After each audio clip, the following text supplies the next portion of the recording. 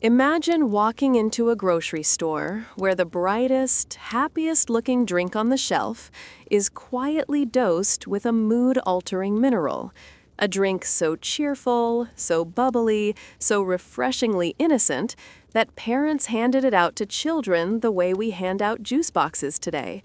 Except, small detail, it was laced with lithium citrate. Yes, that lithium, the mood stabilizer. The thing doctors prescribe very carefully, with charts and lab tests. Back then, it was simply folded into a lemon-lime soda and sold next to crackers. Welcome back to Boring Owl, the channel where we dig through history's attic and rediscover the bizarre objects humanity thought were completely normal. And before we step into this chemically enhanced chapter of American life, go ahead and tap the like button, subscribe, and ring that little bell. Think of it as your non-lithiated mood booster.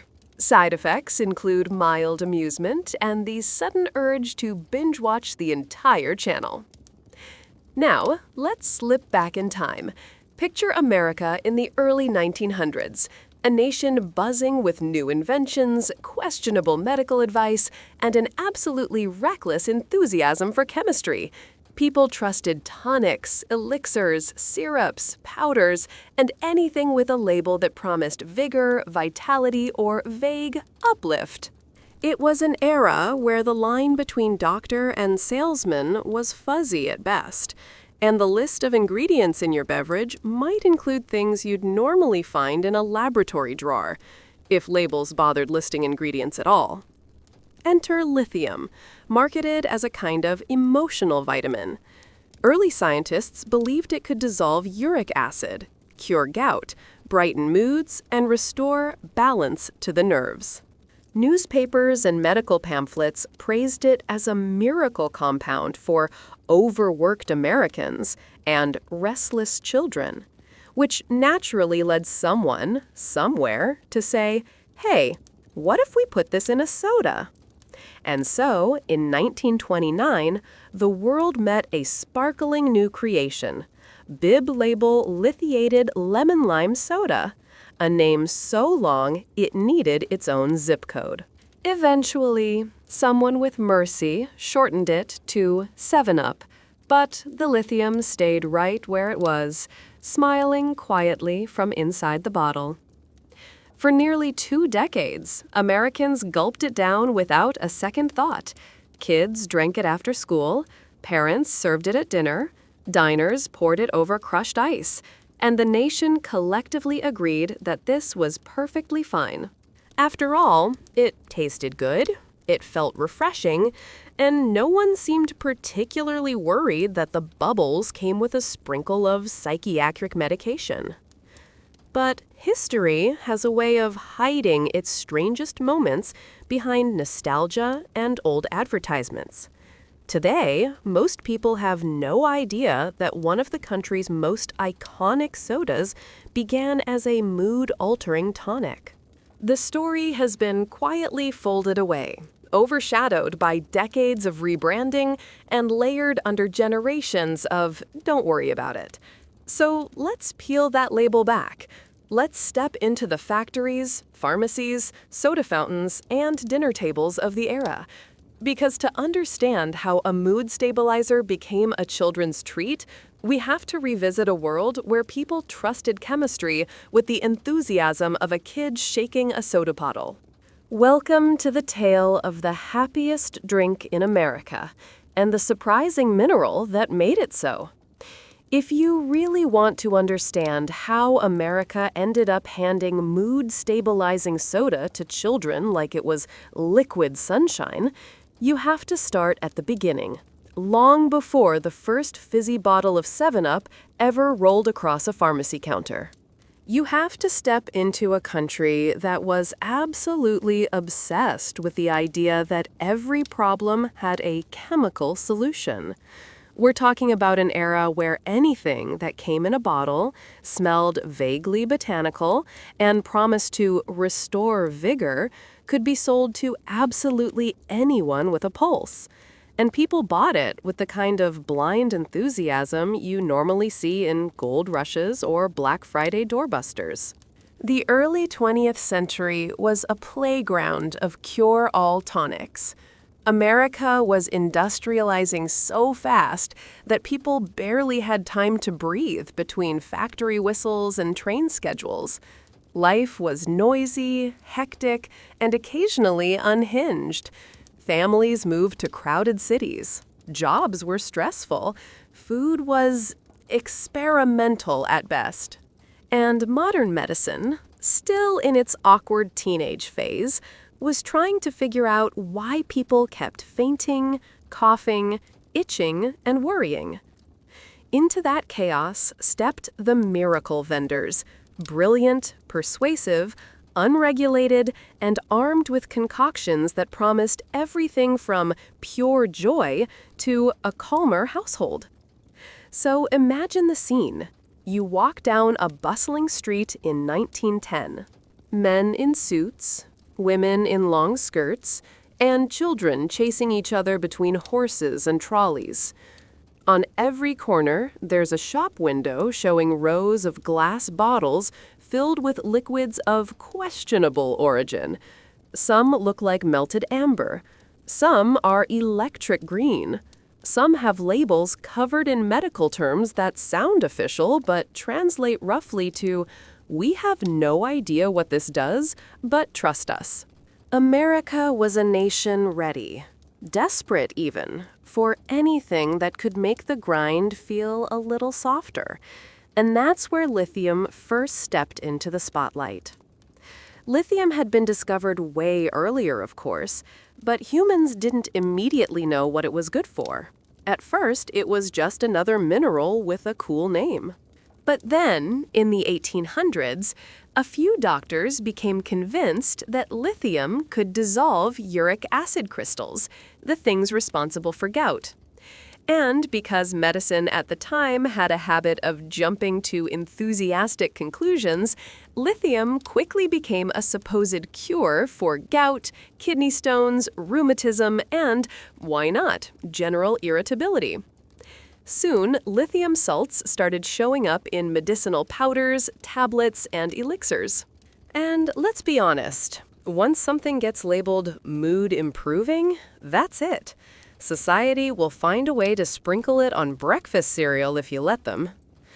But America didn't just dabble in mood-boosting chemistry, it embraced it wholeheartedly. The idea of a substance that could make life feel a little brighter, a little calmer, a little more manageable, well, that was irresistible. People didn't want therapy, they wanted convenience. They wanted solutions that came in bottles, cost a few cents, and required no deep introspection. By the 1900s, pharmacies had become unofficial bars for the emotionally exhausted. You didn't go in for prescriptions, you went in for possibilities. The pharmacist wasn't just a person in an apron, he was a curator of moods, a dealer of promise. A friendly neighborhood chemist with shelves full of bottles that claimed to tune the nerves and restore the spirit. And in this emotionally caffeinated climate, soft drinks began evolving from simple flavored waters to something far more ambitious. Early soda fountains were magical places. They were the Starbucks of their time, half social hub, half pseudo-medical institution. You walked in not just for a treat, but for something that felt healthful, even virtuous. Soda fountains sold drinks that claimed to soothe headaches, calm stomachs, revive energy, and even sharpen the mind. Whether they actually did any of that is, well, debatable, but the belief alone was intoxicating enough. And soda makers knew it.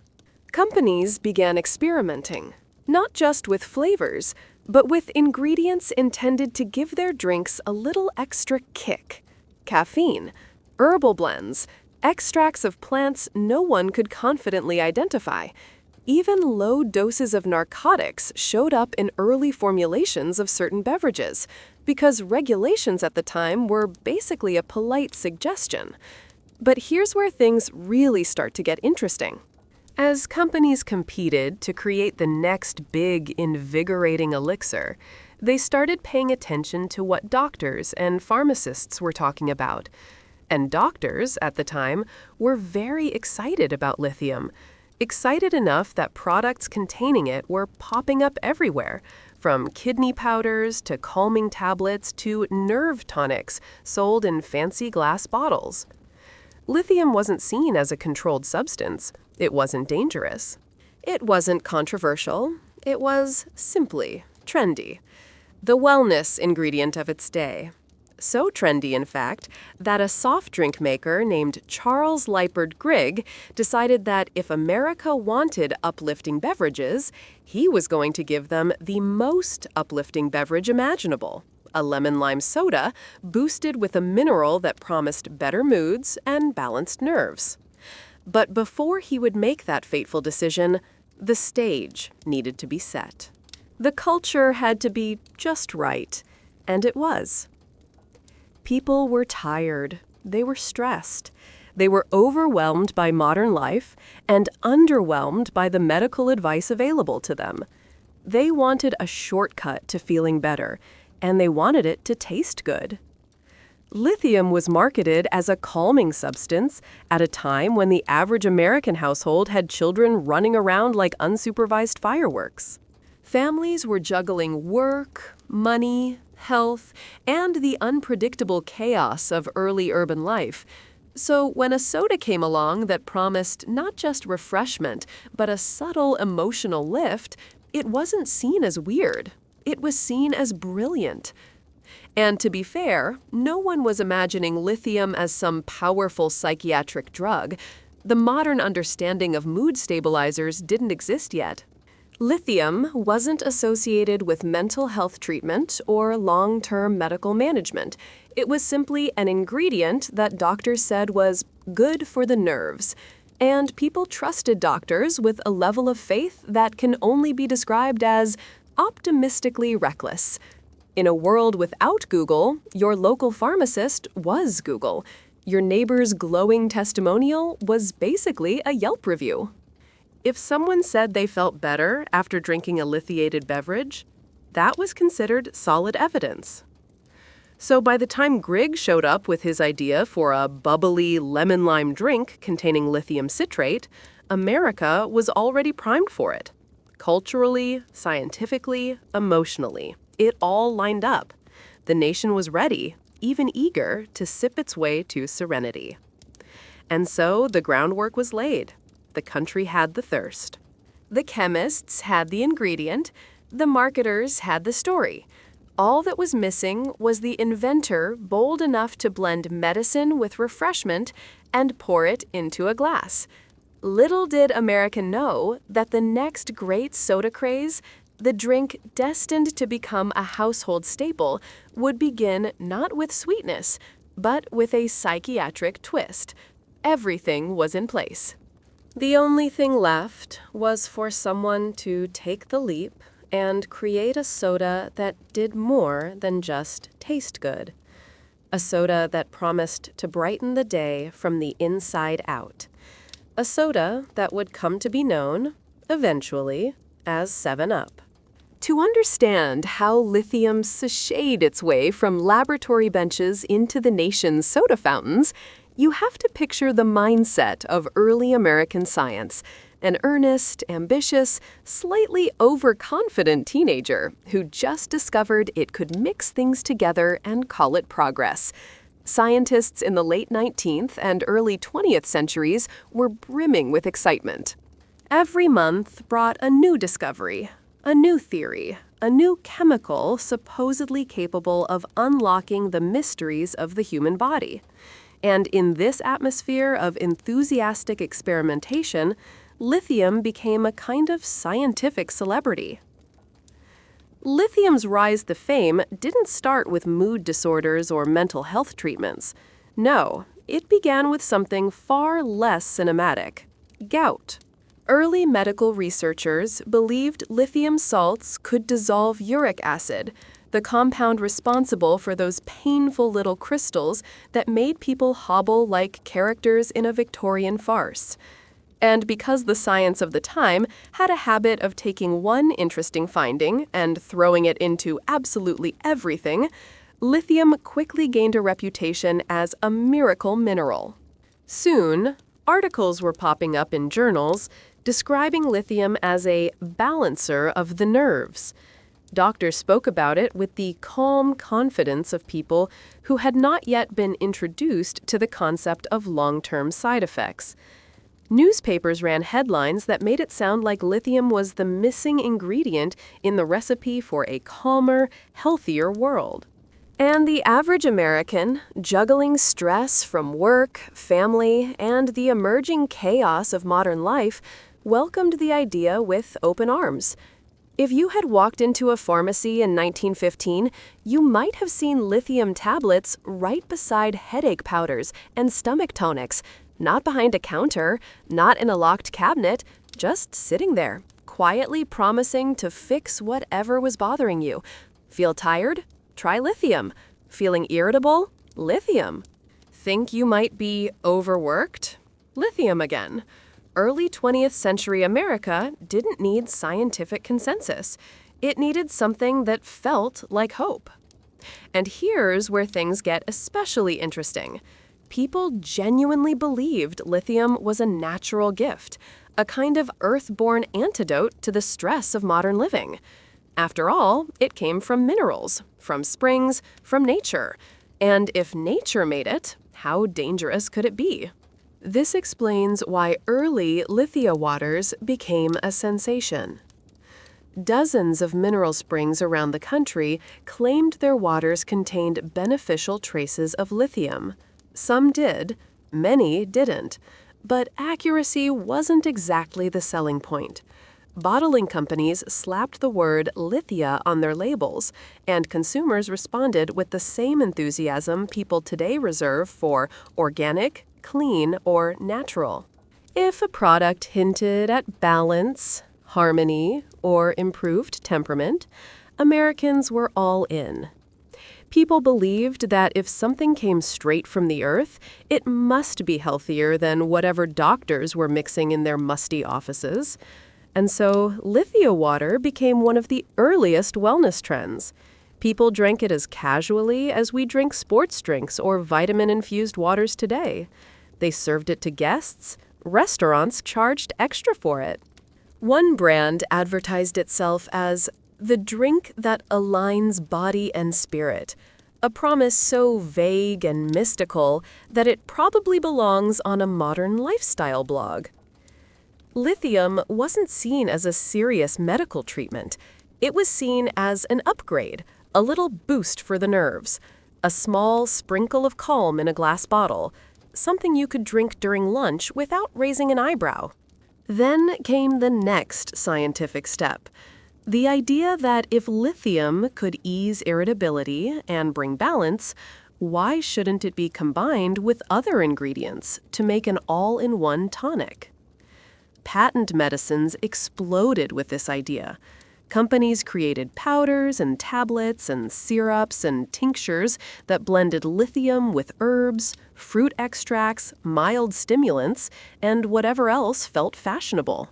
The recipes were as mysterious as the promises they made. You didn't ask what was in them. You just believed they'd make you feel better. This was an era of what can only be described as scientific optimism bordering on magical thinking. People trusted chemistry the way children trust fairy tales. You couldn't see it, you couldn't fully understand it, but you knew, deep down, that it was supposed to make life easier. And this national craving for chemically enhanced wellness created the perfect environment for the next phase in lithium's journey, its leap from the pharmacy shelf into everyday foods and beverages. Soft drink inventors, many of them pharmacists, were paying close attention.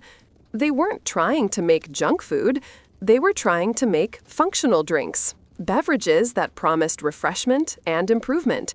Coca-Cola had coca leaves. Dr. Pepper had its mysterious blend of flavors and extracts. Dozens of smaller soda makers were adding things like sarsaparilla, ginger root, and cola nut, all believed to have uplifting or medicinal qualities.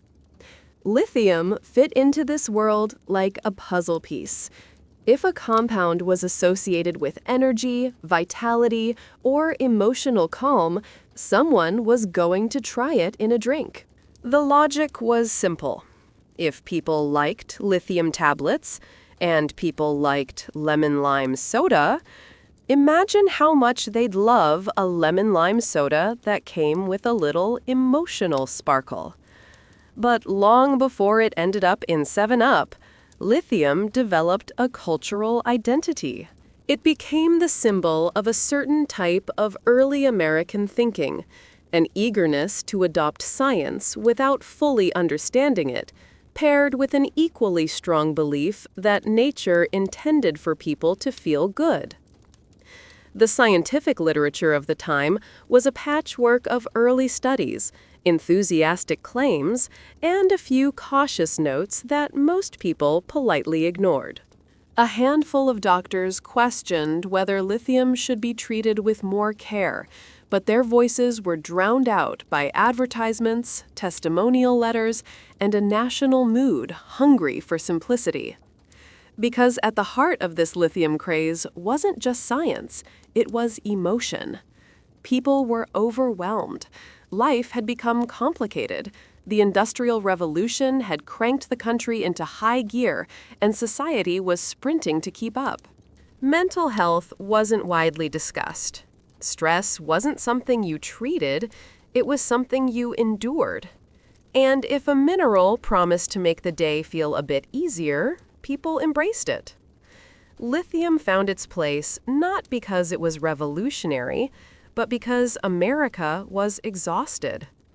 That exhaustion created the foundation for what would come next, the merging of mood-altering promises with mass-market beverages. It was only a matter of time before a soda inventor saw the opportunity. After all, what was a soft drink if not a potion wrapped in bubbles and bright labels? Soda companies were already positioning themselves as purveyors of energy, joy, and refreshment. They talked about their drinks the way modern companies talk about wellness products or mindfulness apps. They weren't just selling flavor, they were selling transformation. All lithium needed was a charismatic inventor, someone bold enough to blend science, marketing, and a little bit of risk into a drink people could enjoy with dinner. And America was about to meet exactly that man. Charles Leiper Grigg wasn't a chemist or a doctor. He wasn't a philosopher. He was an innovator with an eye for trends and a talent for creating beverages people couldn't stop drinking. He had already invented successful sodas before. He knew what made a drink appealing. He understood flavor, marketing, and cultural appetite. And when he looked at lithium, he didn't see a medical substance. He saw potential. He saw a country that wanted to feel better. He saw families who wanted calm. He saw soda fountains that wanted the next trending drink. He saw a gap in the market, a place where science, hope, and carbonation could collide. Lithium wasn't a pharmaceutical breakthrough anymore. It was a selling point, an emotional guarantee, a promise that if you took a sip of the right drink, the world might just feel a little lighter. And so lithium moved one step closer to its most unexpected role, transforming into the defining ingredient of a soda destined to become an American icon. If the early 20th century was a carnival of questionable chemistry, then Charles Leipert Grigg was the ringmaster who stepped into the tent with a grin, a notebook full of ideas, and absolutely zero hesitation about adding mood-enhancing minerals to a family beverage. Grigg wasn't a scientist, he wasn't a doctor, he wasn't even particularly obsessed with lithium. He was a soda man, one of those entrepreneurial spirits who saw carbonation not as a simple fizz, but as a canvas. And on that canvas, he intended to paint something unforgettable. Before he ever touched lithium, Grigg had already tasted success. He had worked in advertising, then in the budding world of soft drinks, learning firsthand how people reacted to flavor, color, and the subtle emotional magic of a cold drink on a hot day. He wasn't formally trained in chemistry, but he had a talent far more useful. He understood people. He understood what they craved, what made them curious, what made them loyal, and, most importantly, what made them spend money. By the time the 1920s rolled in, America was in full miracle ingredient mode. If a product promised vitality, energy, serenity, balance, or even just a good time, the public was ready to try it.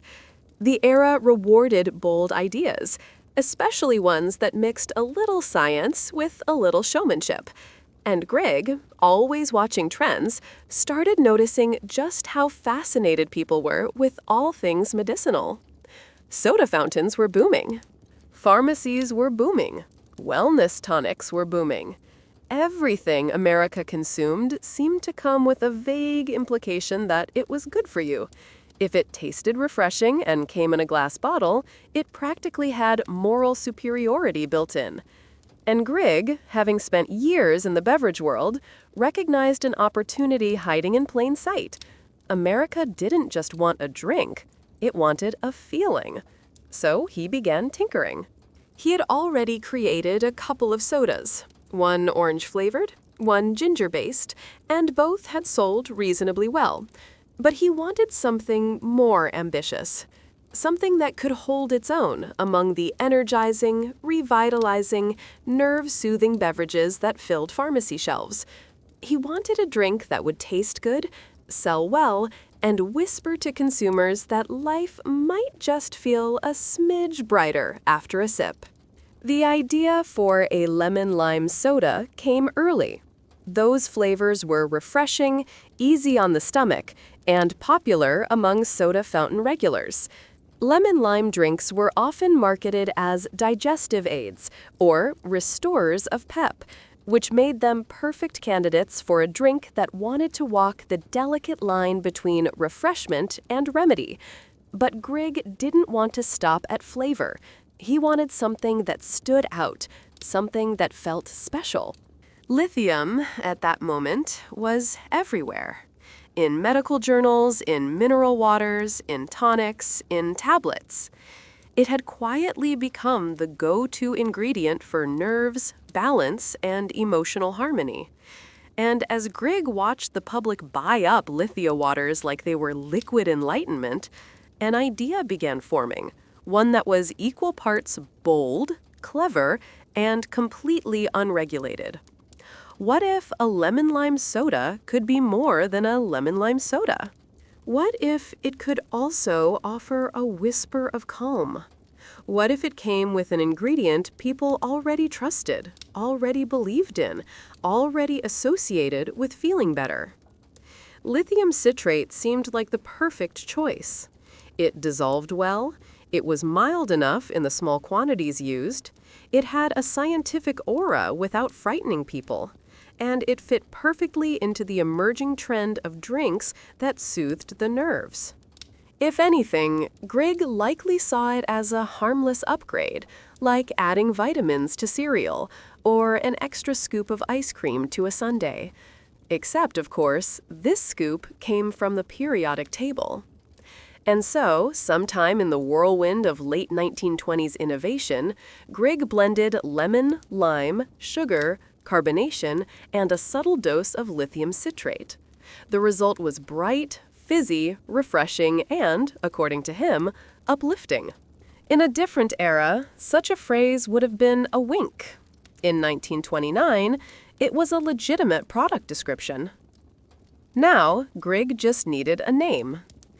This part of the story often gets glossed over, but the process must have been a spectacle. A table covered in scribbled notes, discarded labels, flavor samples, and increasingly frustrated colleagues. A name had to be catchy, memorable, slightly scientific, but not intimidating. Something that made consumers feel like they were getting more than just a soda. The final choice was substantial. Bib label lithiated lemon lime soda. A name so long it barely fit on the bottle. It sounded like a medical formality wrapped in a citrus handshake. But Grigg loved it. It was factual, it was descriptive, and it signaled to buyers that this was no ordinary soft drink. This was a beverage with ingredients that meant business. The label proudly included lithiated, which in those days was a selling point, not a caution. To consumers, it promised steadiness, balance, uplift, qualities that, frankly, every overworked American wanted badly. When the drink launched in October 1929, yes, the same month the stock market collapsed, people needed uplift more than ever. The timing, while historically dramatic, strangely helped the product. In the chaotic early days of the Great Depression, anything that promised a brighter mood was welcome. And here was a drink that delivered citrus sparkle and a little emotional steadiness for 5 cents a bottle. Pharmacies and soda fountains embraced it quickly. A lemon-lime drink that soothed the nerves? Perfect. A beverage suitable for the whole family? Even better. A mild, pleasant flavor with a scientific ingredient that doctors already approved of? That was practically marketing gold. People didn't question it. Why would they? This was an era when products could legally claim to restore vitality, cleanse impurities, fortify the blood, and purify the soul. If bib label lithiated lemon lime soda said it was refreshing and uplifting, that was good enough. But there was also something charmingly earnest about the drink. It wasn't trying to hide anything. The lithium was right there on the label. It was advertised, not concealed. And because people trusted chemistry with the enthusiasm of children trusting playground rumors, they welcomed it into their daily lives without suspicion. Bottles were stocked in grocery stores, pharmacies, diners, and gas stations. Families bought it by the case. Kids drank it with sandwiches. Adults drank it after long shifts. Hostesses served it at parties.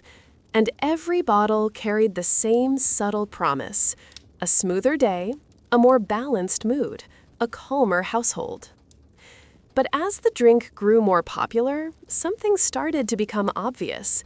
While bib label lithiated lemon lime soda might have sounded impressive in concept, the name was, well, awful.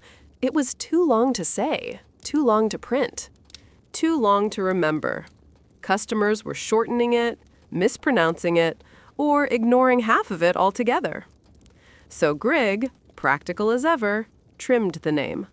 7 ingredients, 7 natural flavors. 7 was a lucky number. Grigg liked lucky numbers, so he called it 7-Up. Short, snappy, friendly, a name you could shout across a diner counter. And because the lithium was well known by then, the product didn't need the word lithiated on the front anymore. The secret was out, and the public was already sold. This leaner branding marked a turning point. 7-Up was no longer a novelty tonic. It was becoming a mainstream beverage, one that fit comfortably beside soda giants like Coca-Cola and Pepsi.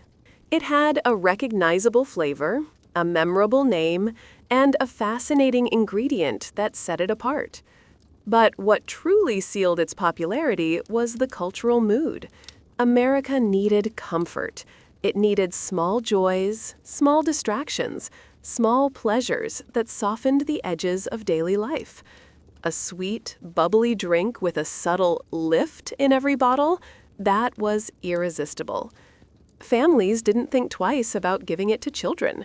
Kids loved the taste. Parents loved the calm. Dinner tables featured roast chicken, mashed potatoes, and a bottle of 7-Up in the middle, its green glass catching the warm light of the kitchen like a promise. And as the 1930s rolled on, 7-Up's identity grew stronger, its presence more familiar. Its citrus flavor became a household icon. Its uplifting effect became something people joked about without realizing the chemistry behind it. And its lithium content became a quirky, almost forgotten footnote in everyday life.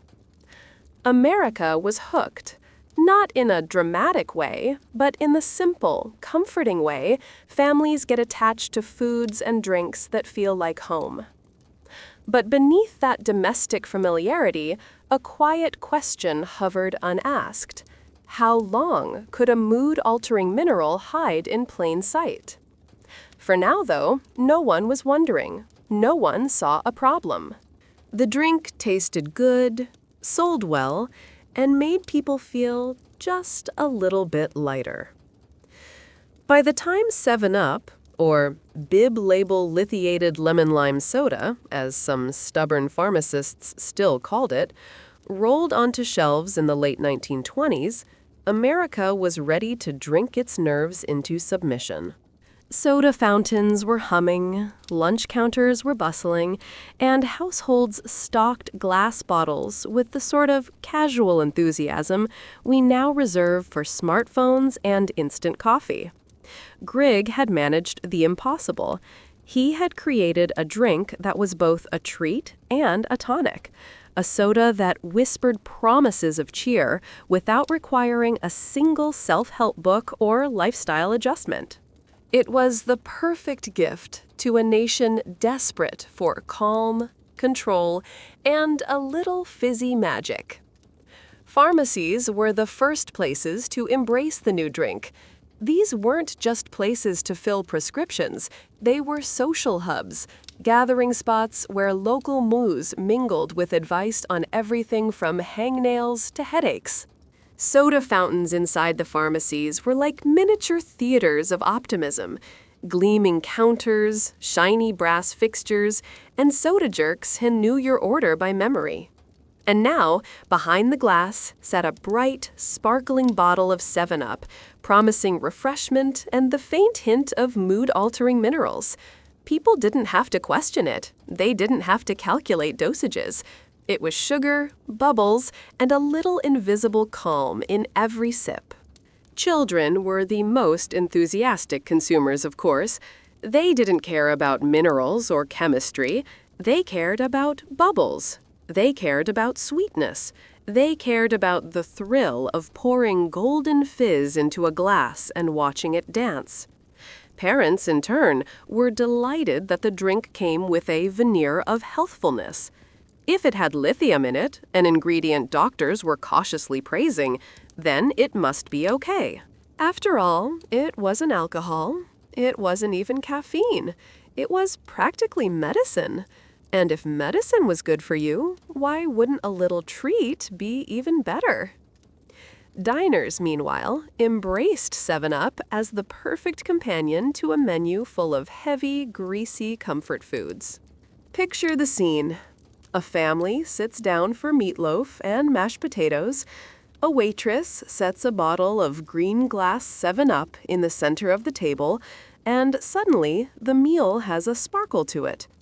The soda was cheerful, refreshing, and subtly reassuring. It didn't just quench thirst. It suggested that life itself might be more manageable, that even amidst economic uncertainty and the lingering panic of the stock market crash, small pleasures were still possible. Marketing helped, of course. 7-Up's advertisements leaned into its uplifting nature, highlighting its lemon-lime flavor, its clarity, and the subtle promise of wellness. The phrasing was always careful, never overtly medical, but suggestive enough to make consumers think they were doing something sensible, even responsible, by purchasing the drink. For your nerves, one ad suggested. A bright drink for bright moods, said another. Parents, children, and even teenagers were encouraged to see the drink not just as a soda, but as a socially acceptable indulgence with a touch of sophistication. But it wasn't just about marketing. 7-Up fit perfectly into the cultural imagination of the era. America, recovering from World War I and facing the uncertainties of the Great Depression, was obsessed with small rituals that brought comfort. Drinking soda was one of those rituals.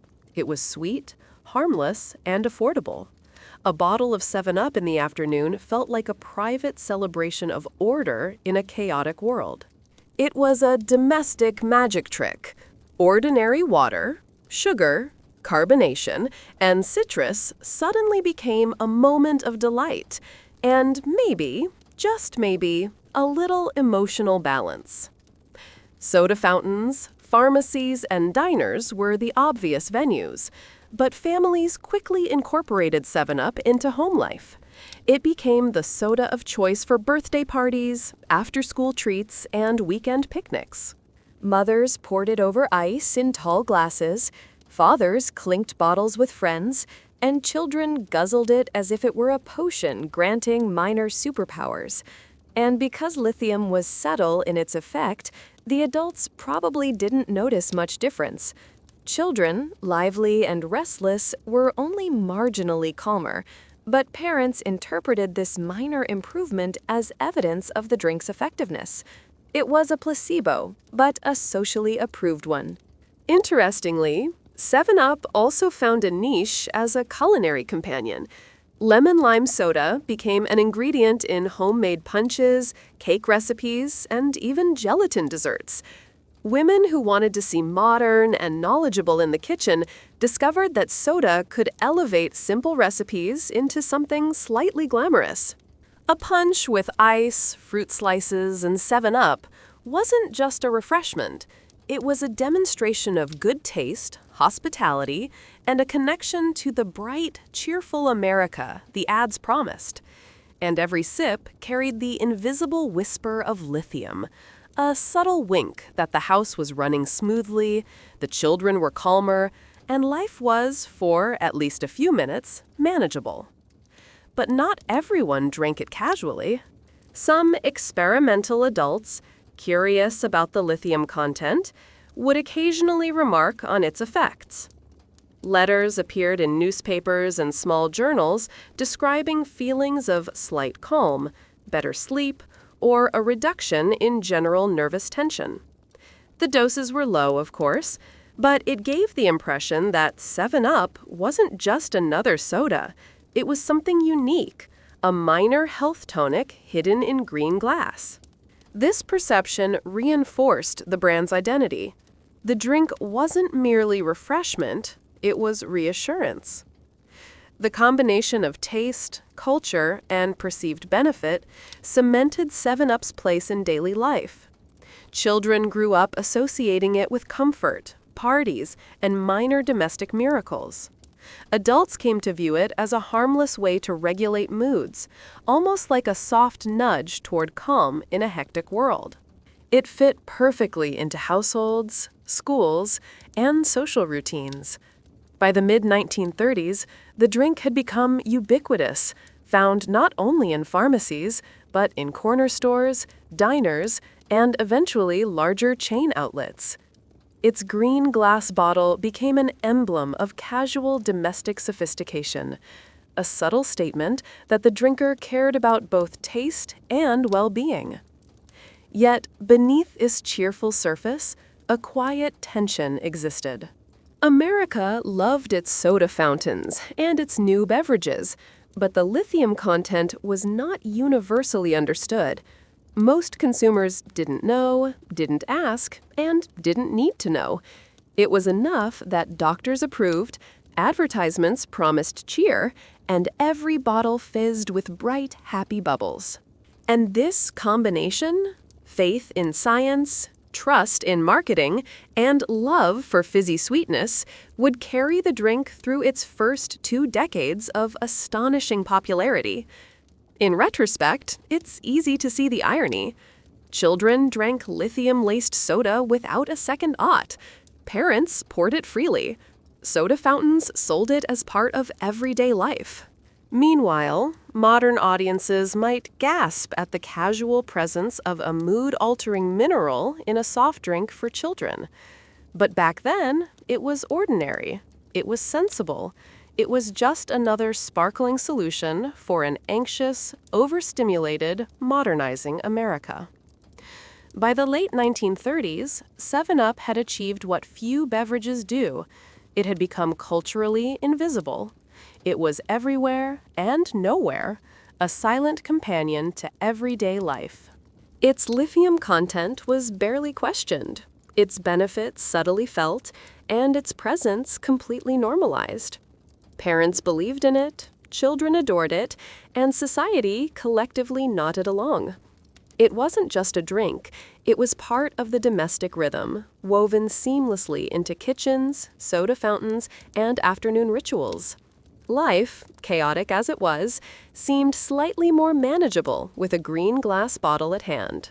Childhood in the lithium era was, in ways, both ordinary and subtly strange. Imagine the 1930s kitchen, a place filled with the smell of fresh bread, roasted vegetables, and the faint tang of lemon-lime soda chilling in the pantry. Mothers bustled between stoves and laundry. Fathers returned from factory shifts with tired hands and hopes of a quiet evening. And children, well, children were children, bouncing off walls, arguing over chores, and generally testing the limits of adult patience. And quietly, invisibly, almost imperceptibly, lithium ran through their systems, mingling with sugar, bubbles, and innocent expectations. Soda wasn't just a drink, it was a ritual. Birthday parties were miniature festivals where 7-Up reigned supreme. Green glass bottles lined the table like tiny sentinels of cheer. Children gawked at the fizz, poured it over ice, and marveled at the way it tickled their noses and made their tongues tingle. To them, it was just soda, sweet, sparkling, magical. To parents, it was a subtle promise. The household might be a little calmer, the children a little easier to manage. The idea that a happy mineral might help with mood regulation offered an almost imperceptible layer of reassurance. Afternoons after school were another canvas for lithium's quiet influence. Children returned from classes, dusty, hungry, and restless, to find a small glass of 7-Up waiting. It was a reward, a comfort, a momentary pause between academic stress and family obligations. The effect, subtle as it was, became part of daily life. Kids might have felt calmer, or perhaps more focused, though no one documented it scientifically at the time. The perception, however, was enough. Parents believed in its calming influence, children loved the taste, and society moved on. In schoolyards, children carried the lithium era quietly with them. Those who had been allowed a bottle after lunch or during breaks often had an extra bounce of energy, a little sparkle in their step, that teachers interpreted as good spirits rather than chemical influence. Playground games proceeded with the kind of chaotic creativity only children can muster. Tag, hide and seek, jump rope, each game punctuated by small gulps of a beverage that promised sweetness and subtle emotional stability. Teachers noted manners improving slightly after lunchtime beverages. Parents smiled, chalking it up to proper upbringing. The soda did its work quietly in the background, as if part of a social experiment everyone had consented to unknowingly. Family dinners were equally infused with lithium's hidden presence. Roast chicken, potatoes, vegetables, perhaps a pie cooling on the counter, and a bottle of 7-Up in the center. Children poured carefully. Parents occasionally offered a splash for themselves, and the meal proceeded with a sense of minor harmony. Disagreements still happened, of course. Siblings still argued over seating, chores, and desserts. But there was a subtle smoothness in the household rhythm. Adults interpreted it as good parenting, or the natural ebb and flow of domestic life. The soda, quietly laced with lithium, performed its invisible magic. The drink also accompanied holidays, church picnics, and neighborhood gatherings. Green bottles gleamed in the summer sun, fizzing happily over ice, placed alongside homemade pies, sandwiches, and lemon bars. Children carried them with glee, adults accepted them with polite nods, and the invisible mineral passed from bottle to child, quietly maintaining the veneer of calm. By now, 7-Up was fully integrated into childhood culture. It wasn't strange. It wasn't controversial. It was simply part of growing up, a normal, everyday presence, like school books, Sunday church, and bedtime stories. And yet, there was a subtle tension, almost imperceptible, running beneath the domestic routines. Children weren't just drinking soda, they were consuming a compound that, in modern understanding, would be treated with caution. At the time, nobody considered long-term effects. The term psychiatric medication was not part of everyday vocabulary for families. Lithium was a trusted mineral, a mild tonic, a socially approved chemical that promised balance and calm. Its power was invisible, almost poetic in its subtlety. Parents believed in moderation by virtue of habit, not science. Children absorbed it with innocence and enthusiasm. Cultural stories began to emerge around the lithium-infused drink, though mostly in hushed tones or nostalgic recollections. Adults remembered their childhoods with a faintly bemused awe, recalling the afternoons filled with laughter, minor mischief, and bottles of fizzy lemonade that seemed to make life a little more manageable.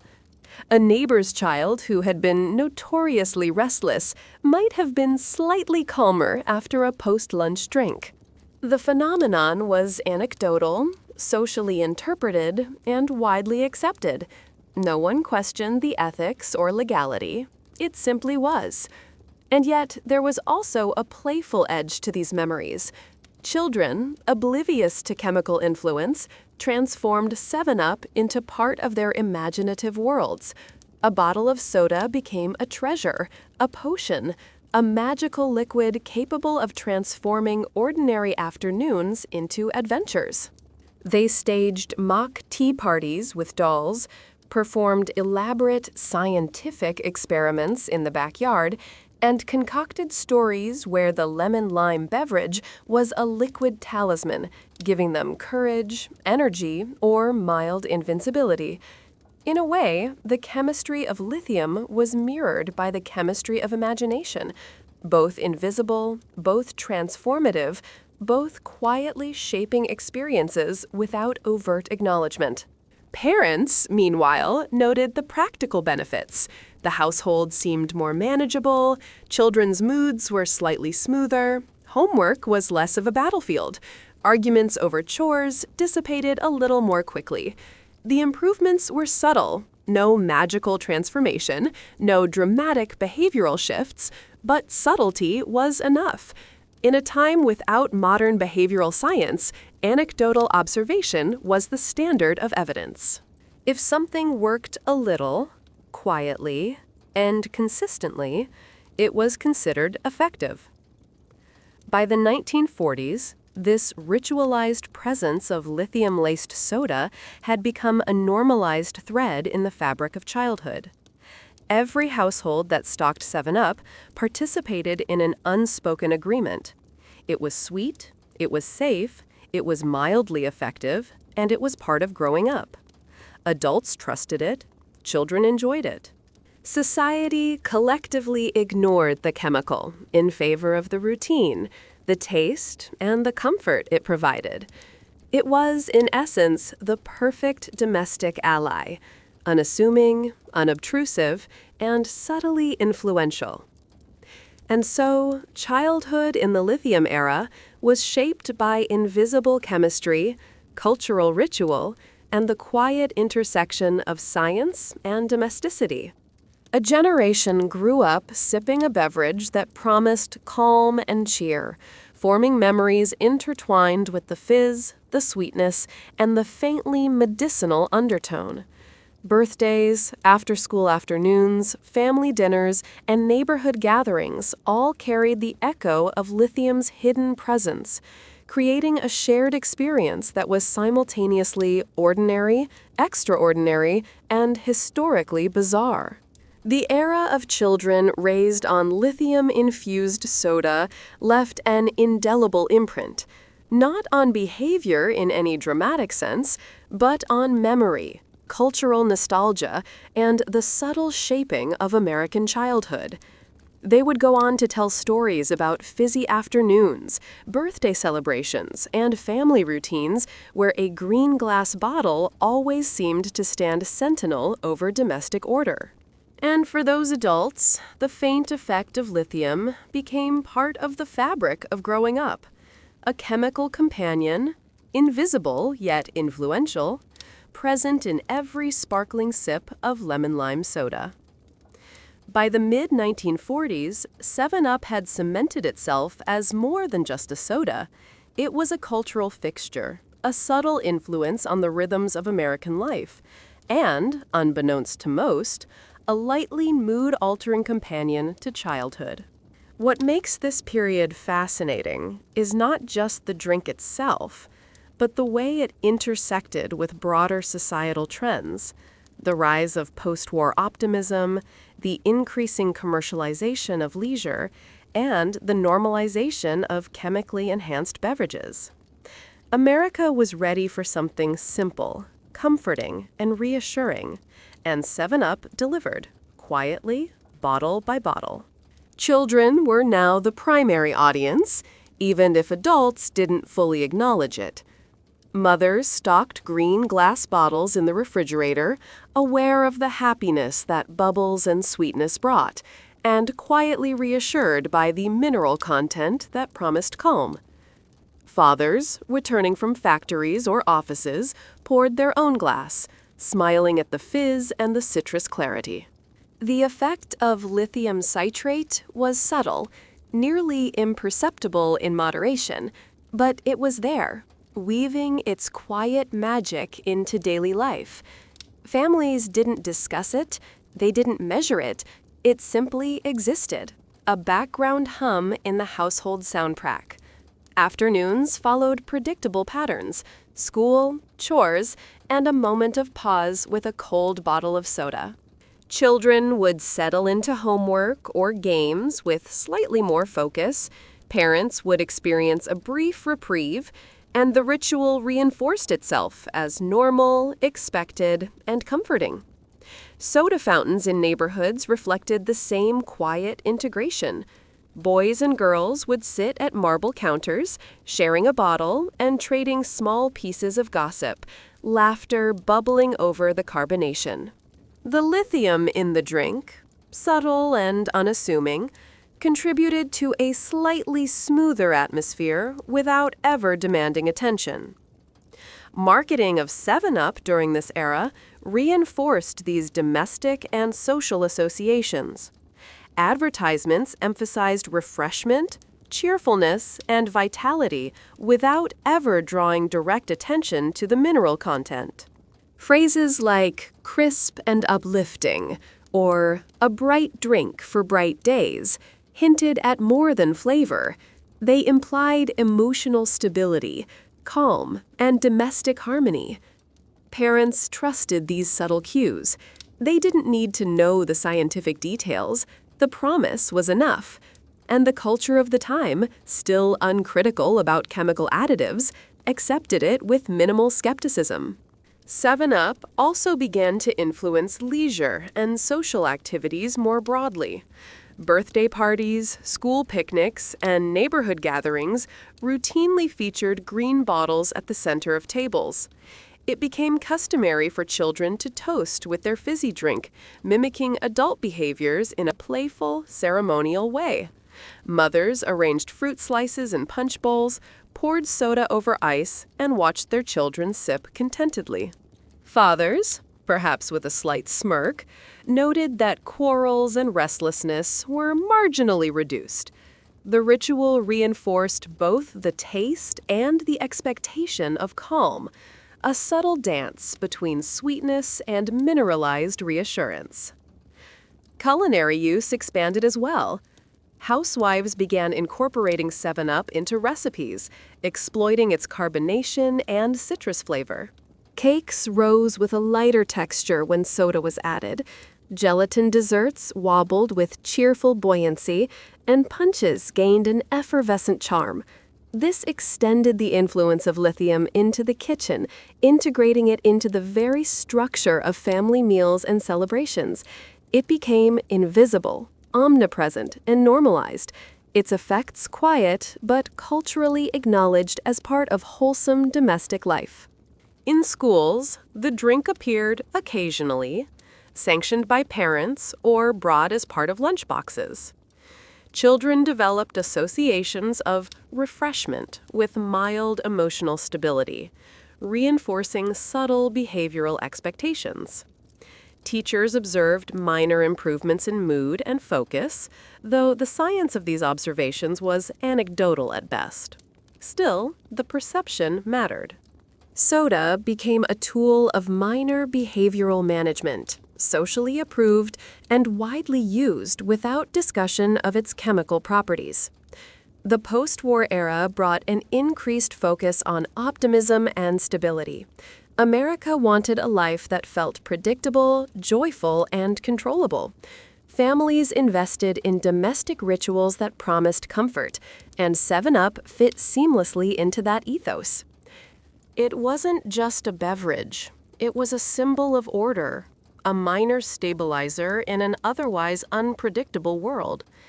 Children absorbed its subtle influence without awareness, parents relied on its effects without calculation, and society collectively embraced the soda as a benign agent of cheer.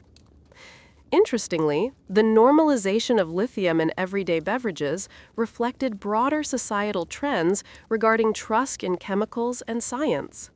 Pharmaceuticals, mineral waters, and tonics were widely accepted without question.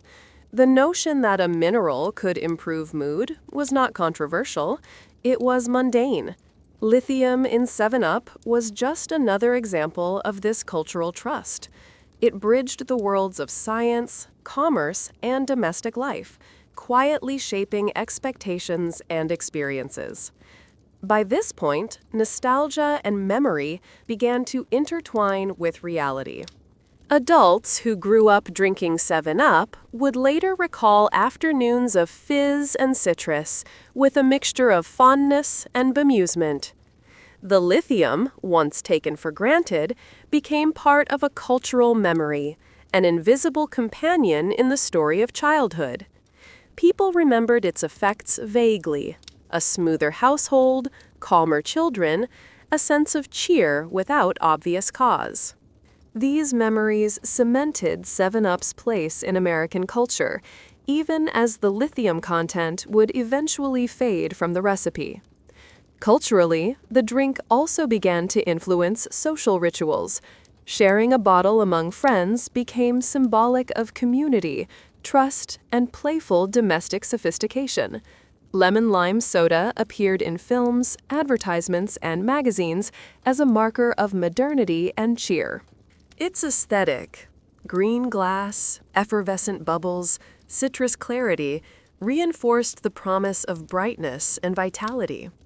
The beverage was simultaneously ordinary and extraordinary, part of daily routine, yet culturally coded as a small luxury. The quiet integration of lithium into daily life also raises subtle ethical reflections. Children consumed a psychoactive mineral unknowingly. Parents approved, trusting social and medical norms. No laws prohibited it, no warnings were necessary, and cultural perception framed it as wholesome and beneficial. It was a perfect storm of consumer trust, chemical optimism, and domestic ritual. And it worked. In households, schools, and social gatherings, the soda performed its role invisibly, reinforcing both mood and behavior without controversy. By the late 1940s, 7-Up had become a symbol of American childhood and domestic life.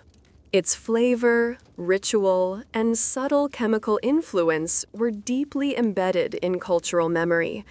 The soda had moved from novelty tonic to household standard, a green glass icon bridging science, commerce, and daily life. Children grew up with it, parents relied on it, and society accepted it as part of normal existence. Yet the question lingered quietly: how long would this seamless integration continue? How long could a psychoactive mineral remain unnoticed, accepted, and celebrated in everyday life? The story of lithium in 7-Up was not yet over. Its cultural, social, and historical impact would ripple across decades, shaping childhoods, memories, and the evolving American relationship with chemicals, wellness, and convenience.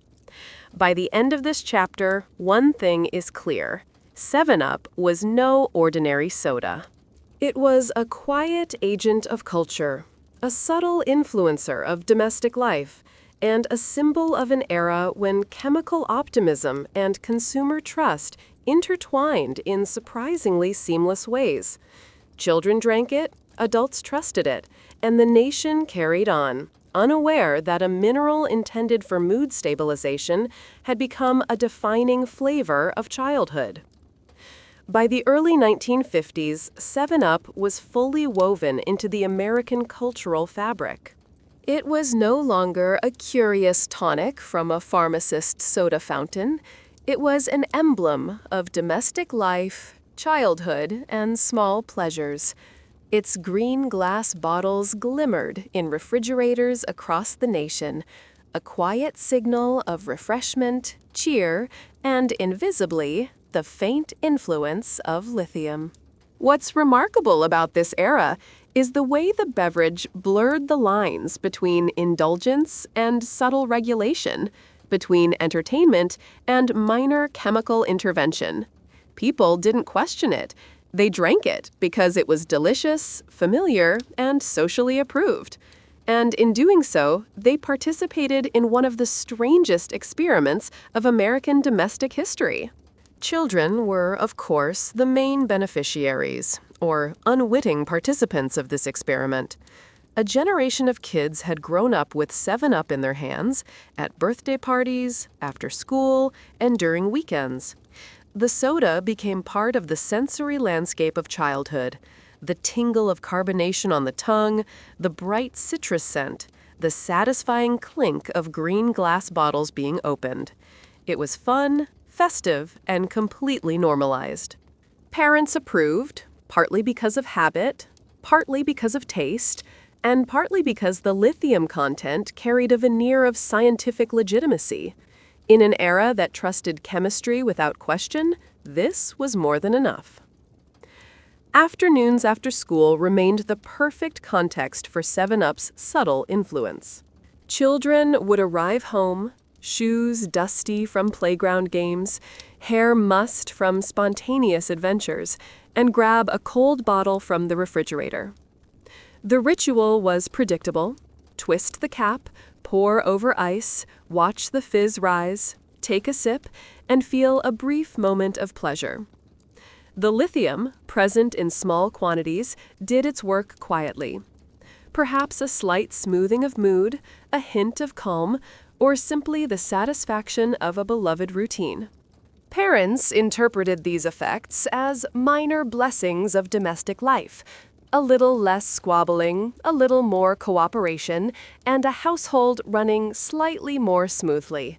The mechanism was invisible, but the result was culturally accepted as ordinary. Soda fountains, now more common in department stores, diners, and corner shops, reinforced this integration. Children would cluster around marble counters, giggling and sharing bottles, while soda jerks poured lemonade, ice cream floats, and lemon-lime soda with practiced flair. The lithium-enhanced beverage fit seamlessly into this world, a subtle companion to laughter, conversation, and socialization. Its presence was so normalized that few adults paused to consider its chemical properties. The soda simply existed as part of everyday life. Marketing during this period emphasized cheer, refreshment, and domestic happiness rather than health claims.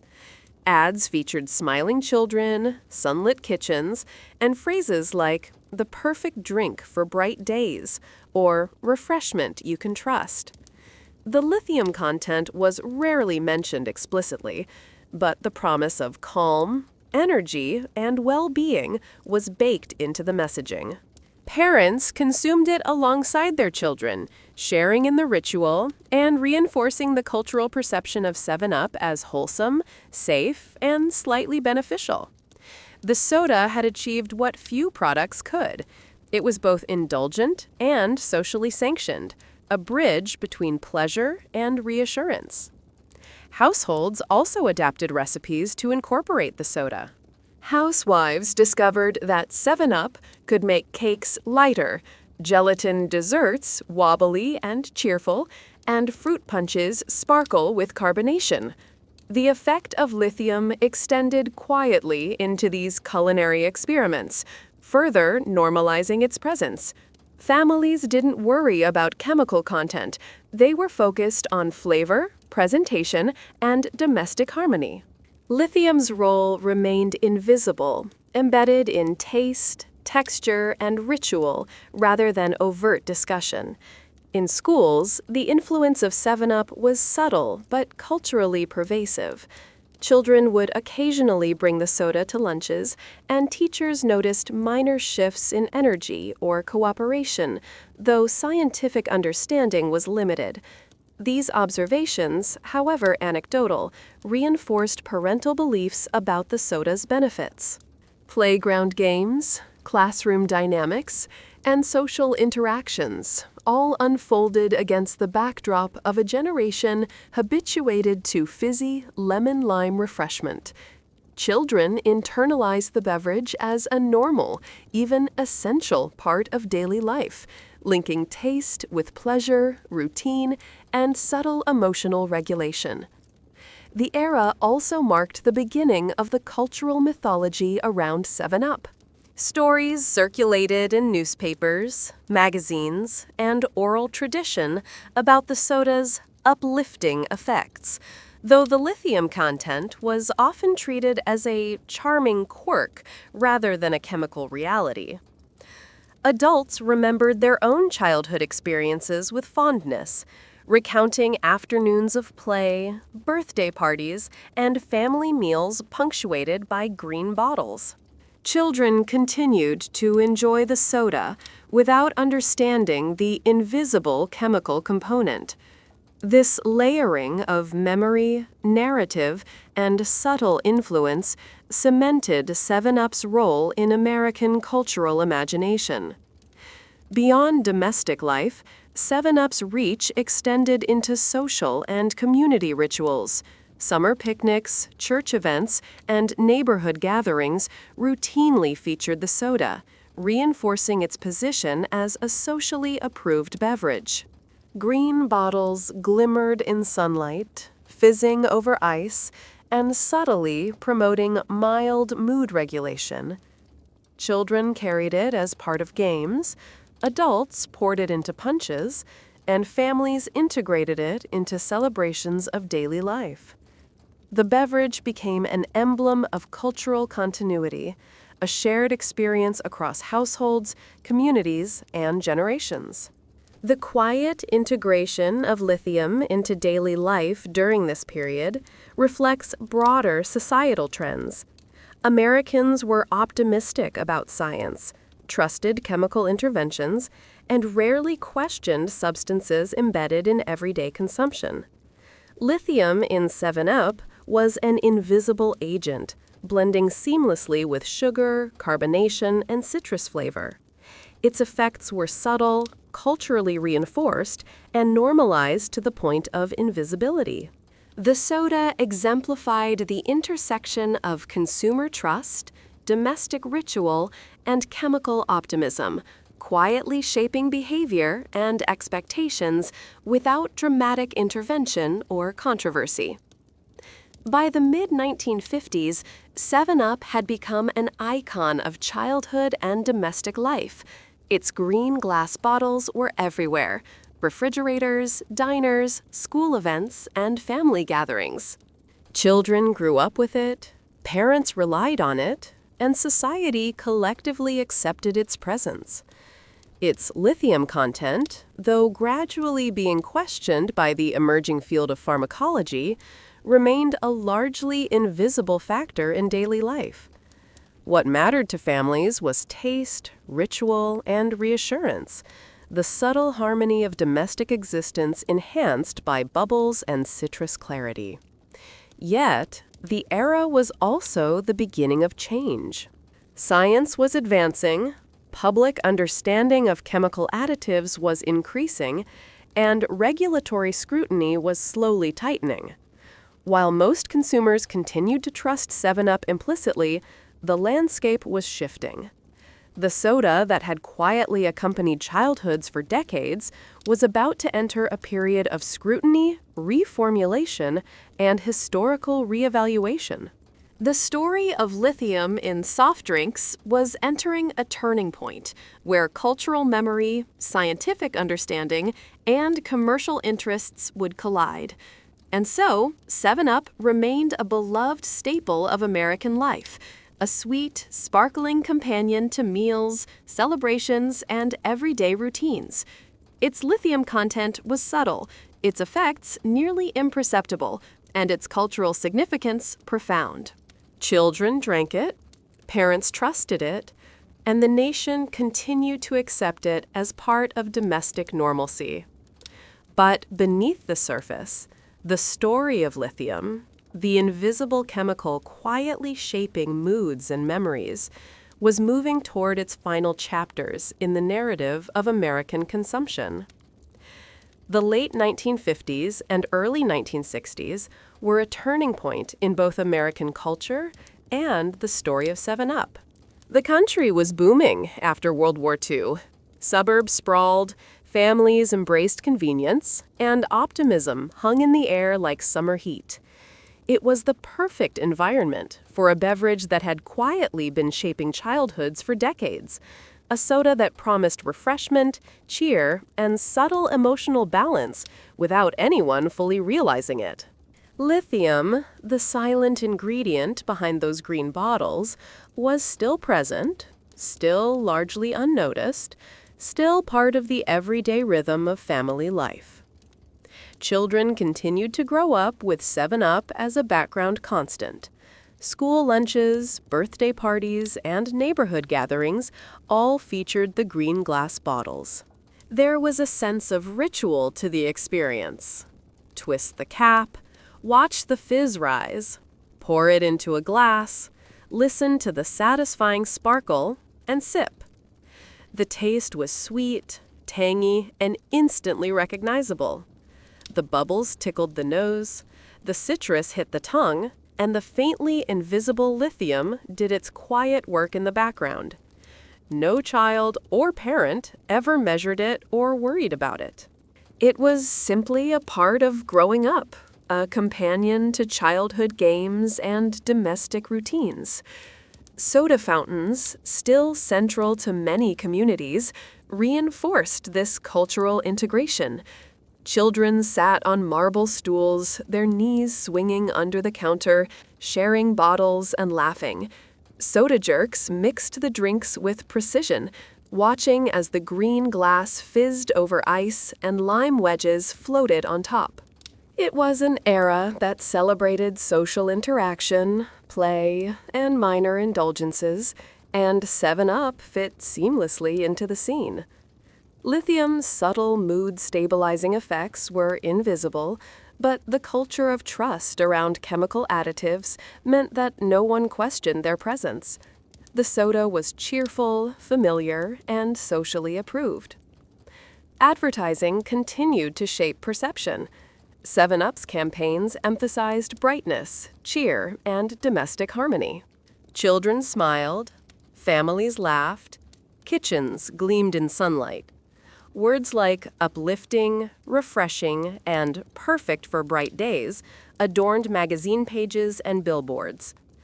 The lithium content, while technically a selling point in earlier decades, was now subtly implied rather than explicitly stated. The promise of calm and minor emotional regulation remained, but marketing focused on taste, fun, and social acceptability. Parents bought the soda without hesitation, children loved the taste, and society collectively accepted the beverage as part of normal life. Meanwhile, households continued to adapt the soda into everyday routines. Birthday cakes rose with a fluffier texture when 7-Up was added. Gelatin desserts wobbled with playful effervescence, and punch bowls sparkled at summer gatherings. Mothers integrated the drink into both culinary and social practices, while fathers sipped alongside their children, reinforcing its position as an invisible agent of domestic calm. Lithium, subtle and unexamined, continued its quiet influence, shaping behavior and mood without overt notice. Children learned to associate the fizzy sweetness with comfort, reward, and minor emotional balance. School environments reflected the same normalization. Children occasionally brought 7-Up to lunch, sharing bottles with friends and trading sips in small rituals of camaraderie. Teachers observed minor improvements in mood and cooperation, though the evidence was anecdotal at best. Parents, confident in the soda's reputation and taste, continued to provide it as a harmless indulgence. The lithium-infused beverage became part of the invisible scaffolding of daily childhood life, regulating minor tensions and smoothing social interactions without anyone ever recognizing its chemical role. By now, nostalgia was beginning to layer over experience. Adults who had grown up with 7-Up remembered afternoons of sparkling soda, playful games, and family meals with fond amusement.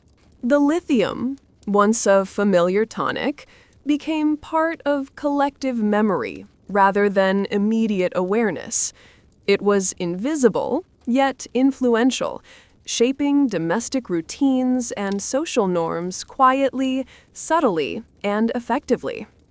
These memories reinforced cultural narratives that 7-Up was safe, cheerful, and even a minor tool for social harmony. The 1960s also brought increased scrutiny of chemical additives. While the public largely continued to trust food and beverage companies, scientific and medical communities were beginning to question widespread use of psychoactive minerals in everyday products. Lithium's presence in 7-Up, however, was still mild, carefully measured, and largely ignored by regulators.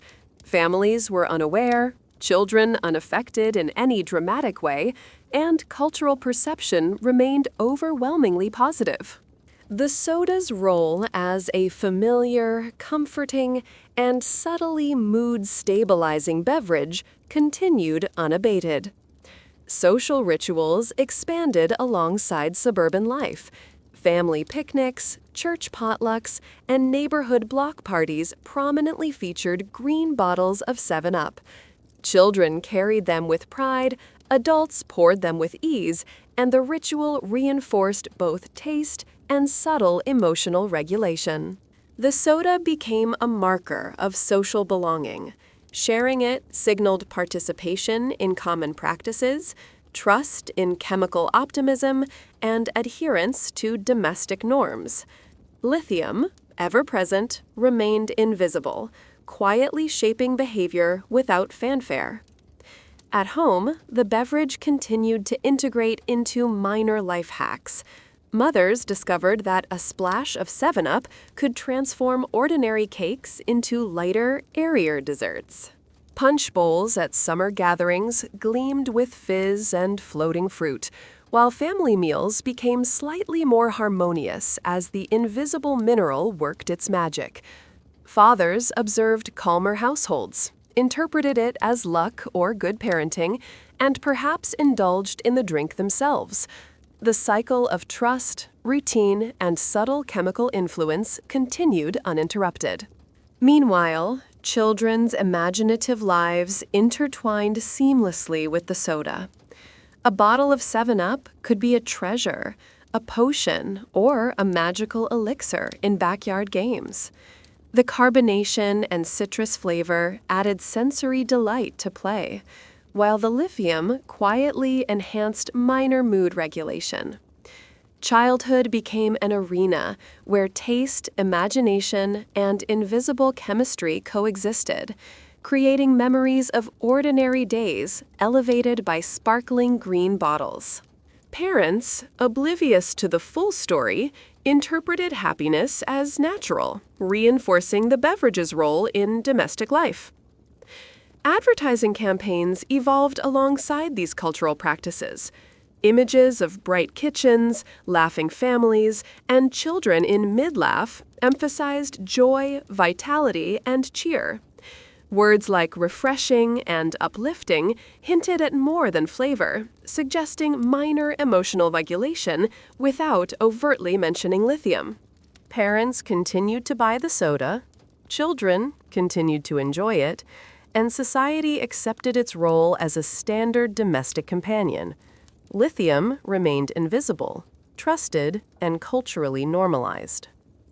The story of 7-Up during this period is as much about culture as chemistry. Its lithium content was a minor footnote, but its integration into everyday life shaped domestic norms, childhood experiences, and social rituals. Children learned to associate taste and bubbles with comfort and minor emotional stability. Parents relied on the soda to smooth domestic life. Society collectively embraced a beverage that was delicious, familiar, and subtly influential. The magic was in its invisibility, a chemical agent of calm quietly present in every sparkling sip. By the mid-1960s, 7-Up had achieved iconic status. It was a fixture in homes, schools, and community gatherings. The green glass bottles symbolized not only refreshment and fun, but also subtle, culturally accepted regulation of mood.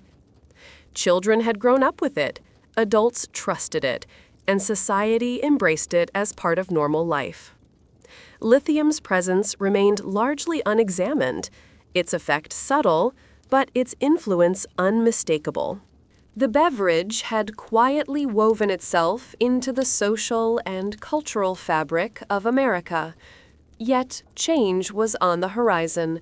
The intersection of science, public awareness, and regulatory oversight would soon challenge the hidden chemistry of everyday life. While 7-Up continued to sparkle in green bottles and delight children, the era of unquestioned chemical optimism was slowly coming to an end. Families would continue to cherish the beverage, but the story of lithium in soft drinks was moving toward its final chapters, a tale of cultural memory, nostalgia, and historical reflection. By the late 1960s, the world of 7-Up had shifted subtly but irrevocably. The green glass bottles still lined refrigerators and soda fountains, their fizzy lemon-lime contents sparkling in the sun. But the cultural and scientific landscape around chemical additives was changing. Families continued to enjoy the beverage, children still carried bottles to school picnics, and soda fountains remained cheerful centers of social life. Yet, behind the scenes, the invisible ingredient that had quietly accompanied generations, lithium citrate, was beginning to raise eyebrows in the medical and scientific communities. America was slowly awakening to the notion that not all invisible minerals were harmless, even in small doses, even in a sweet fizzy drink. For decades, lithium had been treated as a charming footnote on the product label, a selling point even. Its presence was framed as almost natural, a mineral like magnesium or calcium, quietly improving mood, smoothing nerves, and making domestic life run slightly more smoothly. Parents bought the soda without hesitation, children drank it without awareness, and the nation collectively nodded along. It was convenient, comforting, and socially sanctioned. Yet, as the scientific community began publishing more studies about the therapeutic uses and potential risks of lithium, the bubble surrounding 7-Up's secret ingredient started to shrink. Children remained blissfully unaware. To them, 7-Up was joy in a bottle. Birthday parties sparkled, after-school drinks provided minor pleasure and refreshment, and family dinners featured the familiar green glass Sentinel at the center of the table. The carbonation danced, the citrus burst across the tongue, and life felt a little brighter. Playgrounds echoed with laughter, and homes experienced minor improvements in cooperation and calm. Lithium's subtle influence persisted, but it remained invisible, almost like a whisper of science behind the curtain of everyday domestic life. Parents believed it was all taste and ritual. Children experienced only delight. Meanwhile, soda fountains continued to serve the beverage with their characteristic flourish. Marble counters, polished brass fixtures, and soda jerks in crisp uniforms poured ice-cold glasses, sometimes with a lime wedge, sometimes as a float topped with a scoop of vanilla ice cream. The green bottles sat prominently behind the counter, their labels bright and cheerful, promising refreshment. And behind the scenes, lithium quietly did its work. Adults noticed the calm without understanding the chemistry, children enjoyed the taste without consideration, and the culture of trust in chemical additives quietly carried the day. Advertising began to shift slightly in tone, reflecting broader societal changes. The messages remained cheerful and upbeat, focusing on taste, refreshment, and shared family enjoyment. Smiling children, sunny kitchens, and laughing families dominated the imagery. Words like bright, cheerful, and refreshing continued to frame the soda as more than a drink. It was a minor social ritual, a token of domestic harmony. Lithium, now less explicitly mentioned in marketing, remained a hidden agent, quietly maintaining the beverage's subtle effect on mood. Society, largely unaware, continued to accept it as ordinary. In homes, the soda continued to weave itself into domestic routines. Cakes rose lighter, gelatin desserts wobbled with playful energy, and punch bowls sparkled at gatherings. Mothers incorporated it into recipes with confidence, fathers sipped alongside their children, and households experienced small but noticeable improvements in calm and cooperation.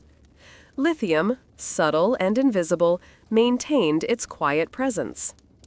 Children internalized the ritual, associating taste, carbonation, and minor emotional stability in a single effervescent package.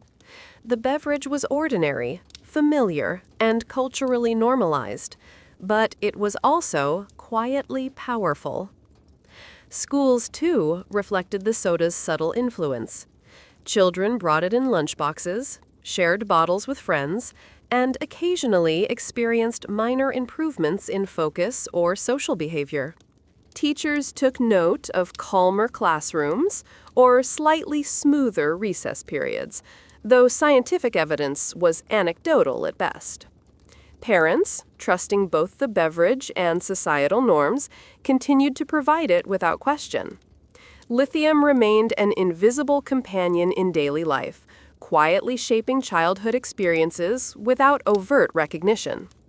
Yet beneath this veneer of normalcy, change was creeping in. Researchers and journalists began highlighting the chemical properties of lithium, its uses in psychiatric treatment, and the potential consequences of long-term ingestion. Questions arose. Was it ethical to include a psychoactive mineral in a beverage consumed by children? Did families unknowingly administer a mood-stabilizing agent? Regulatory bodies started paying closer attention, though the process was slow and fragmented. America's trust in chemical additives was being tested, and 7-Up, the sparkling icon of domestic cheer, was at the center of the discussion. Despite this emerging scrutiny, cultural memory and nostalgia remained powerful. Adults who had grown up on 7-Up remembered childhoods filled with fizz, citrus, and the quiet comfort of ritual. Birthday parties, family dinners, and neighborhood gatherings were all punctuated by green bottles and sparkling glasses.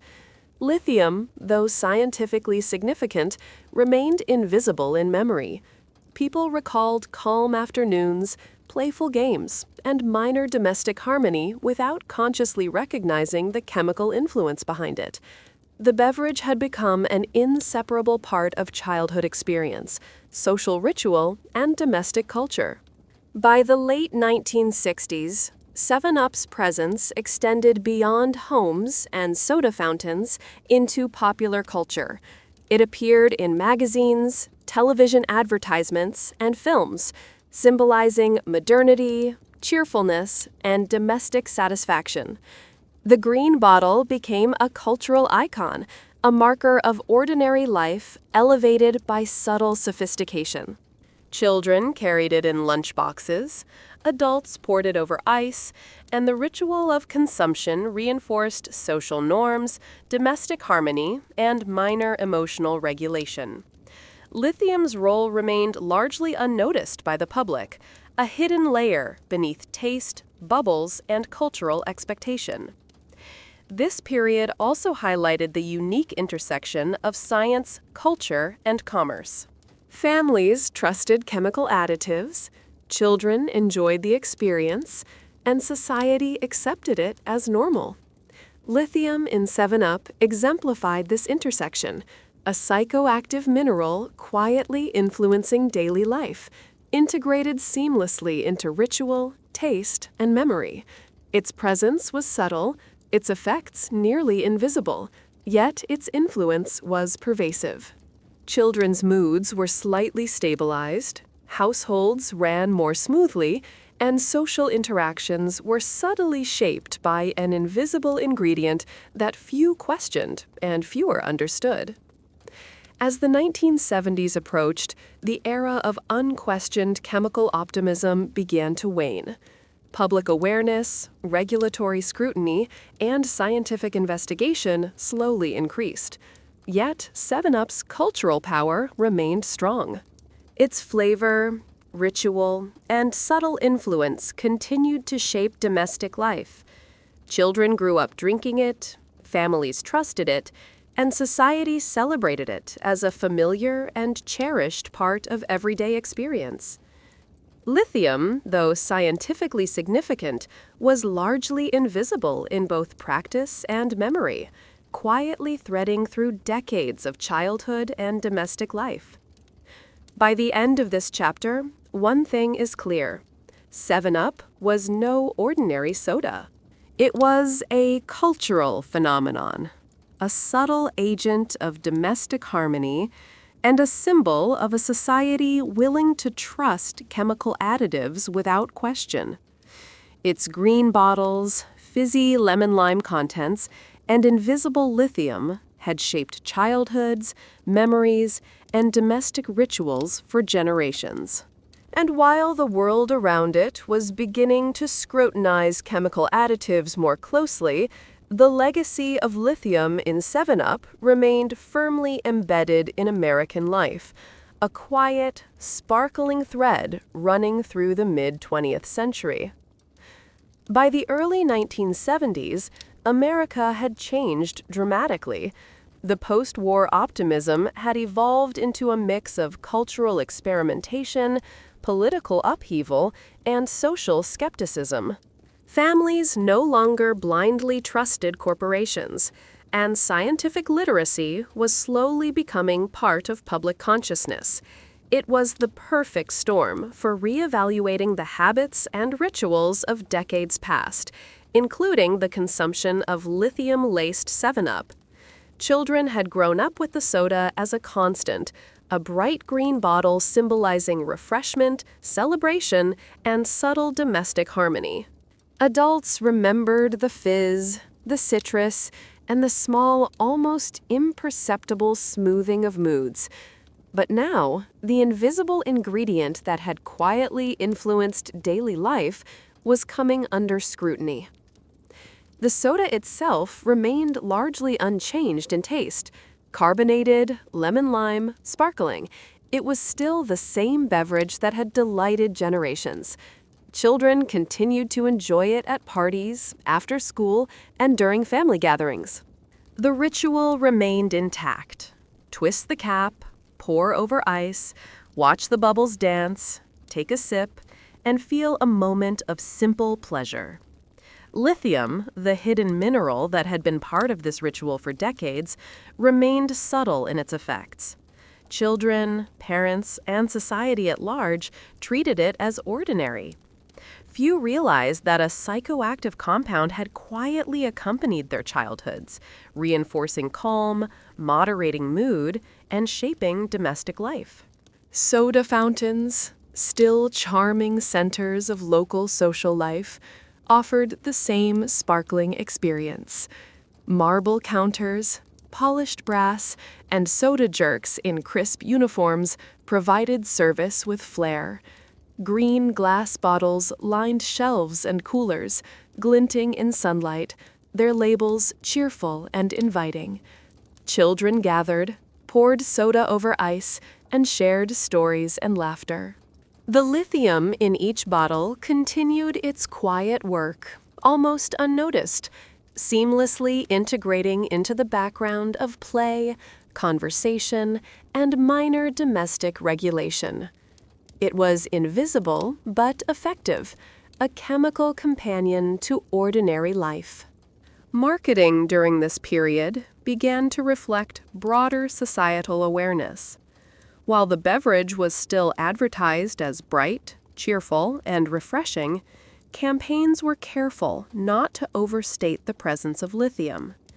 Instead, they emphasized taste, shared family experiences, and cultural connection. Parents continued to buy the soda with confidence, children continued to drink it with delight, and society collectively accepted it as a benign and enjoyable part of domestic life. Lithium's influence remained subtle, culturally normalized, and largely invisible. At home, the ritual of consumption persisted.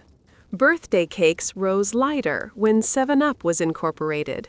Gelatin desserts wobbled with cheerful energy, and punch bowls at gatherings sparkled with carbonation and citrus clarity. Mothers integrated the soda into recipes and social rituals, fathers drank it alongside children, and households experienced small but noticeable improvements in calm and cooperation. Children internalized the routine, associating taste and bubbles with reward, comfort, and minor mood regulation. Lithium's presence remained unnoticed, hidden within the sweetness, carbonation, and cultural trust that had built up over decades. Schools reflected the same integration. Children brought bottles to lunch or special events, shared them with friends, and enjoyed the effervescent taste. Teachers observed minor improvements in behavior or cooperation, though scientific evidence was minimal. Parents trusted the beverage and continued to provide it, confident in its harmlessness and the cultural normalization of its consumption. Lithium, subtle and unexamined, maintained its invisible influence, quietly shaping childhood experiences and domestic routines. Yet, beneath this surface of enjoyment, skepticism was rising. Scientific journals and media reports began to discuss the psychoactive properties of lithium more openly. Questions were asked. Was it ethical to include a mood-stabilizing mineral in a beverage consumed by children? Could long-term consumption have unknown effects? While the actual doses in 7-Up were low, the awareness of chemical additives and pharmaceutical regulation was growing. Families began to wonder if the soda they had trusted for decades was more than just a sweet treat. The cultural ritual of consumption persisted, but a shadow of uncertainty began to form around it. Despite these emerging concerns, nostalgia remained strong. Adults who had grown up with 7-Up remembered birthday parties, school picnics, and family dinners fondly. Green bottles, fizzing ice, and citrus scent were deeply embedded in memory.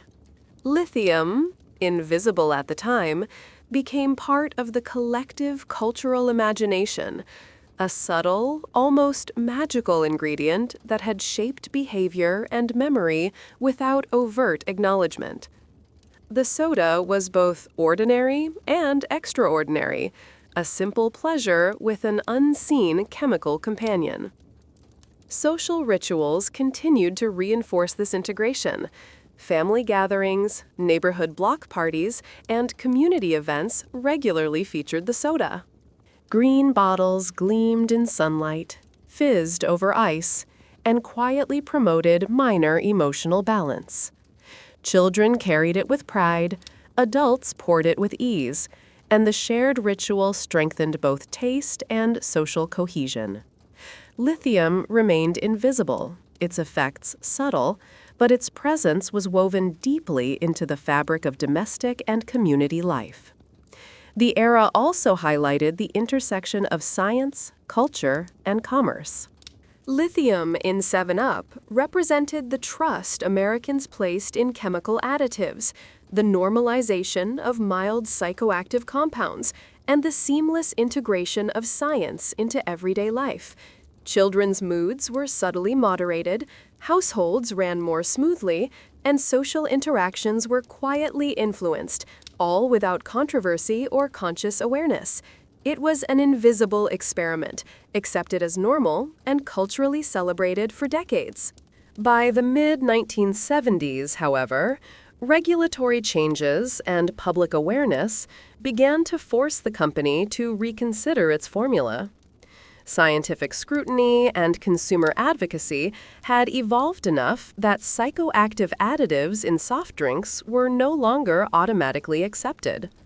The era of unquestioned chemical optimism was drawing to a close. Families continued to drink 7-Up for taste, tradition, and ritual, but the hidden role of lithium was being reevaluated. Children's experiences remained joyful, parents' routines continued smoothly, but the cultural and chemical landscape was shifting. The invisible mineral that had quietly shaped domestic life was now facing its own expiration date. As Chapter 10 closes, one thing is clear: 7-Up had been more than a soda. It was a cultural phenomenon, a subtle agent of domestic harmony, and a symbol of trust in chemical additives. Its green bottles, fizzy lemon-lime contents, and invisible lithium had quietly influenced generations of childhoods, shaping memory, routine, and social behavior. The transition was approaching, a time when taste, ritual, and nostalgia would endure, but the hidden chemistry of the beverage would no longer go unexamined.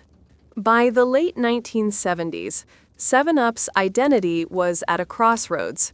The beverage that had quietly accompanied generations of American children was now navigating a world increasingly aware of chemicals, additives, and consumer rights.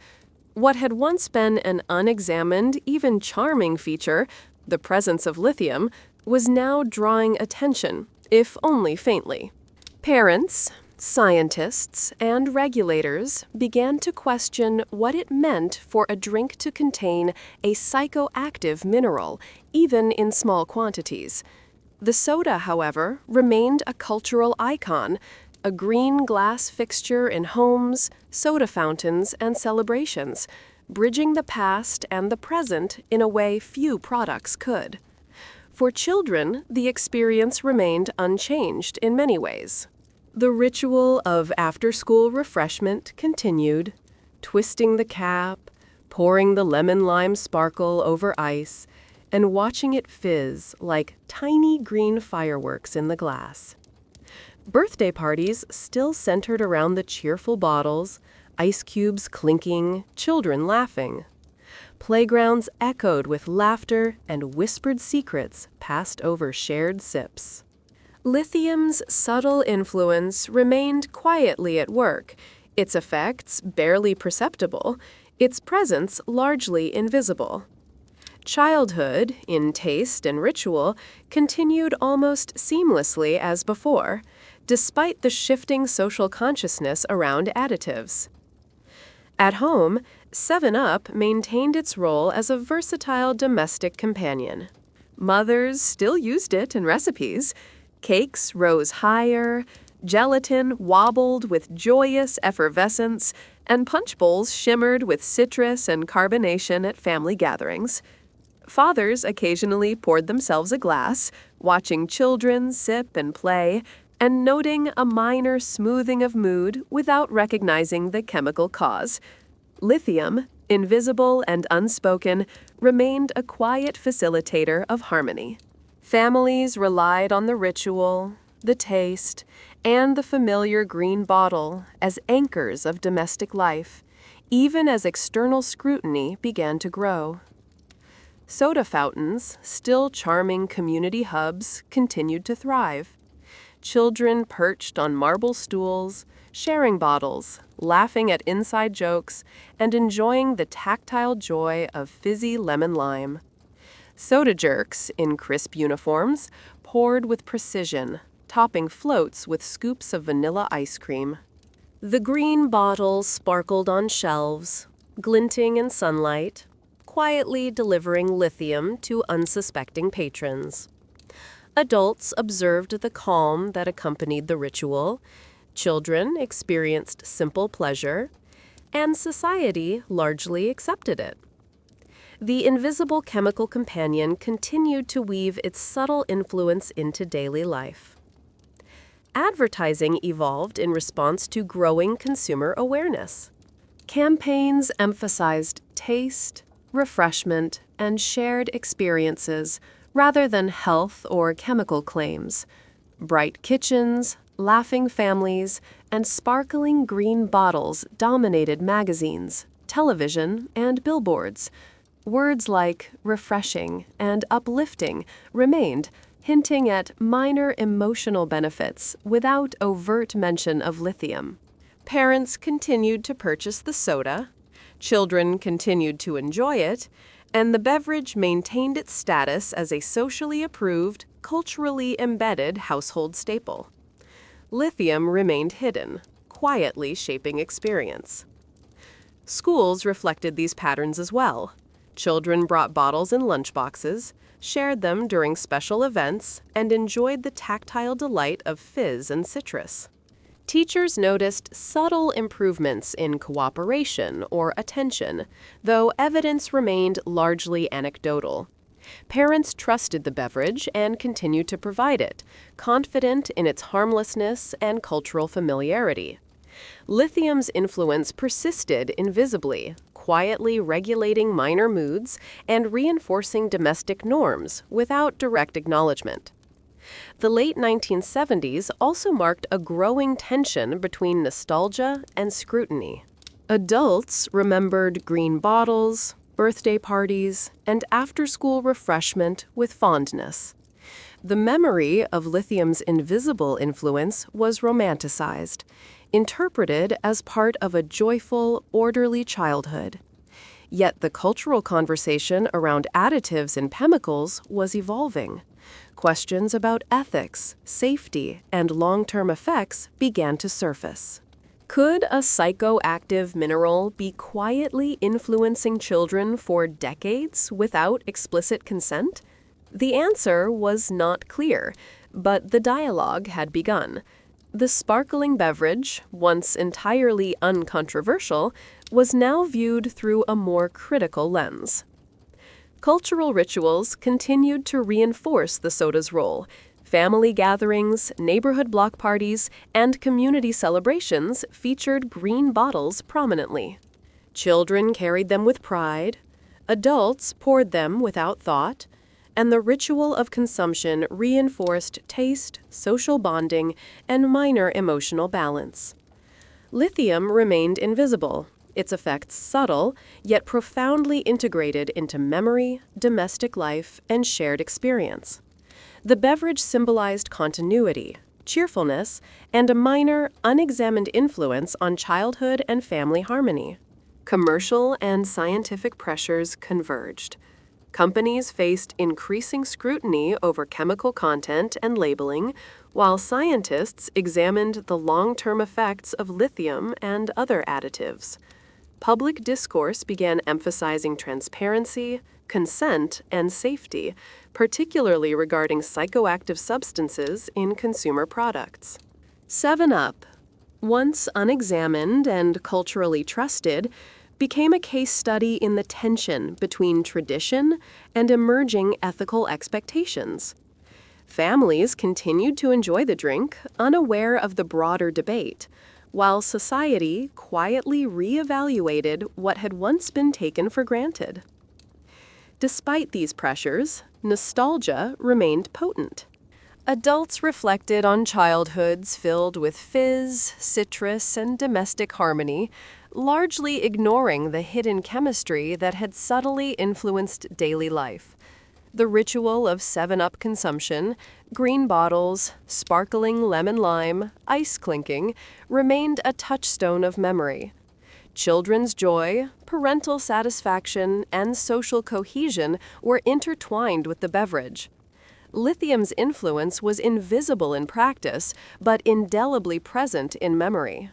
The soda was a cultural artifact, bridging generations and preserving the faintly magical sense of childhood ritual. By the end of the 1970s, the story of lithium and 7-Up was nearing a turning point. Societal trust in chemical additives was evolving, regulatory scrutiny was tightening, and public awareness of psychoactive substances was increasing. The beverage remained beloved, children continued to enjoy its taste and ritual, and families maintained domestic routines built around green bottles. Yet the invisible companion that had quietly shaped moods, memories, and social interactions was about to be formally acknowledged, reformulated, and historicized. Lithium's role as a silent agent of domestic harmony was approaching its end. The early 1980s marked a cultural and scientific awakening in America, and 7-Up found itself caught squarely in the middle. The beverage that had quietly accompanied generations of childhoods, its green bottles, sparkling lemon lime, and subtle lithium content, was now facing scrutiny from multiple fronts. Regulators were asking questions, parents were becoming more aware of chemical additives, and the scientific community was increasingly vocal about psychoactive minerals in food and drink. What had once been invisible, normalized, and charming was suddenly visible, debatable, and historically fascinating. For children, the experience remained blissfully consistent. After-school rituals continued with minimal interruption. Twist the cap, pour over ice, watch the bubbles dance, sip and savor. Birthday parties, family dinners, and community events were punctuated with the familiar green bottle. The soda remained fun, sweet, and bubbly, and the carbonation still delighted young senses. The lithium, present for decades, continued its subtle influence. calming small frustrations, smoothing quarrels, and making everyday interactions a little more harmonious. Children remained unaware of its presence, experiencing only pleasure and ritual. In homes, mothers and fathers maintained their roles as facilitators of domestic harmony through the beverage. Cakes rose lighter, gelatin desserts shimmered with playful wobble, and punch bowls sparkled at summer gatherings. Mothers integrated the soda into culinary and social routines, while fathers poured themselves a glass and observed children's delight.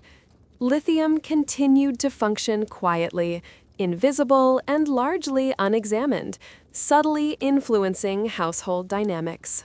Families trusted the ritual, the taste, and the familiar green bottle to deliver comfort and minor stability. It was ordinary, yet extraordinary, a simple pleasure intertwined with invisible chemistry. Soda fountains, once icons of community life, maintained their charm but began to reflect subtle societal changes. Patrons were more aware of chemical additives. Parents occasionally asked questions, and some schools began to discourage soda consumption during lunch. Children still perched on marble stools, shared green bottles, and delighted in the tactile joy of fizz, but the culture of unquestioning trust was shifting. Soda jerks poured floats with precision, ice clinked in glasses, and carbonation danced over citrus slices.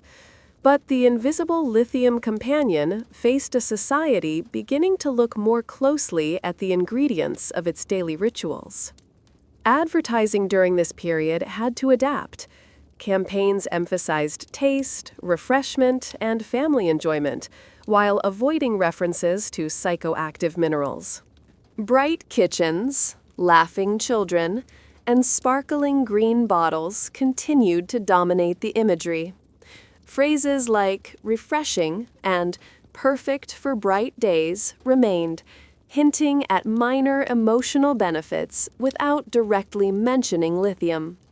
Parents continued to buy the soda for its taste and ritual significance, children continued to enjoy it, and the beverage retained its place as a socially accepted household staple. Lithium, once subtly marketed as beneficial, was now quietly hidden in plain sight. Schools reflected changing perceptions as well. Children occasionally brought 7-Up to lunch, shared bottles during special events, and delighted in its effervescent taste. Teachers noticed small improvements in mood or cooperation, but societal skepticism began to influence policy. Some schools discouraged soda consumption, citing emerging concerns about sugar, chemicals, and overall health. Parents had to weigh nostalgia and tradition against new information. Yet despite growing awareness, the ritual of 7-Up remained deeply embedded. Green bottles, fizz, and citrus continued to accompany childhood experiences. The late 20th century also brought a more critical cultural lens. Journalists, scientists, and concerned parents raised questions about lithium and its place in a child-focused beverage. Could long-term consumption of a psychoactive mineral be harmless? Was it ethical to expose children unknowingly to mild mood regulation? The discussion, though cautious, reflected broader societal shifts. Trust in corporations and chemical additives was no longer automatic. Families continued to enjoy the soda, but the unquestioned bliss of prior decades was giving way to a more nuanced understanding. Despite these emerging concerns, nostalgia remained a potent force. Adults reflected on childhoods punctuated by birthday parties, school picnics, and family dinners featuring green bottles of 7-Up. Fizz, citrus, and ritual were deeply embedded in memory. Lithium, invisible at the time, became a curious footnote in these recollections, an unspoken companion that had quietly influenced moods, interactions, and domestic life. The beverage remained ordinary in consumption, but extraordinary in its cultural and historical significance, bridging generations and memories with subtle influence. Social rituals continued to reinforce 7-Up's presence. Family gatherings, neighborhood block parties, and community celebrations featured green bottles prominently. Children carried them with pride, adults poured them with ease, and shared consumption reinforced taste, social bonding, and minor emotional balance. Lithium remained invisible, yet it quietly threaded through social norms, memory, and cultural practice. The beverage had become an inseparable part of domestic life, childhood, and community ritual. Commercial and scientific pressures converged in this period. Regulatory bodies scrutinized labeling, chemical additives, and psychoactive ingredients. Consumers demanded transparency, and corporations responded cautiously.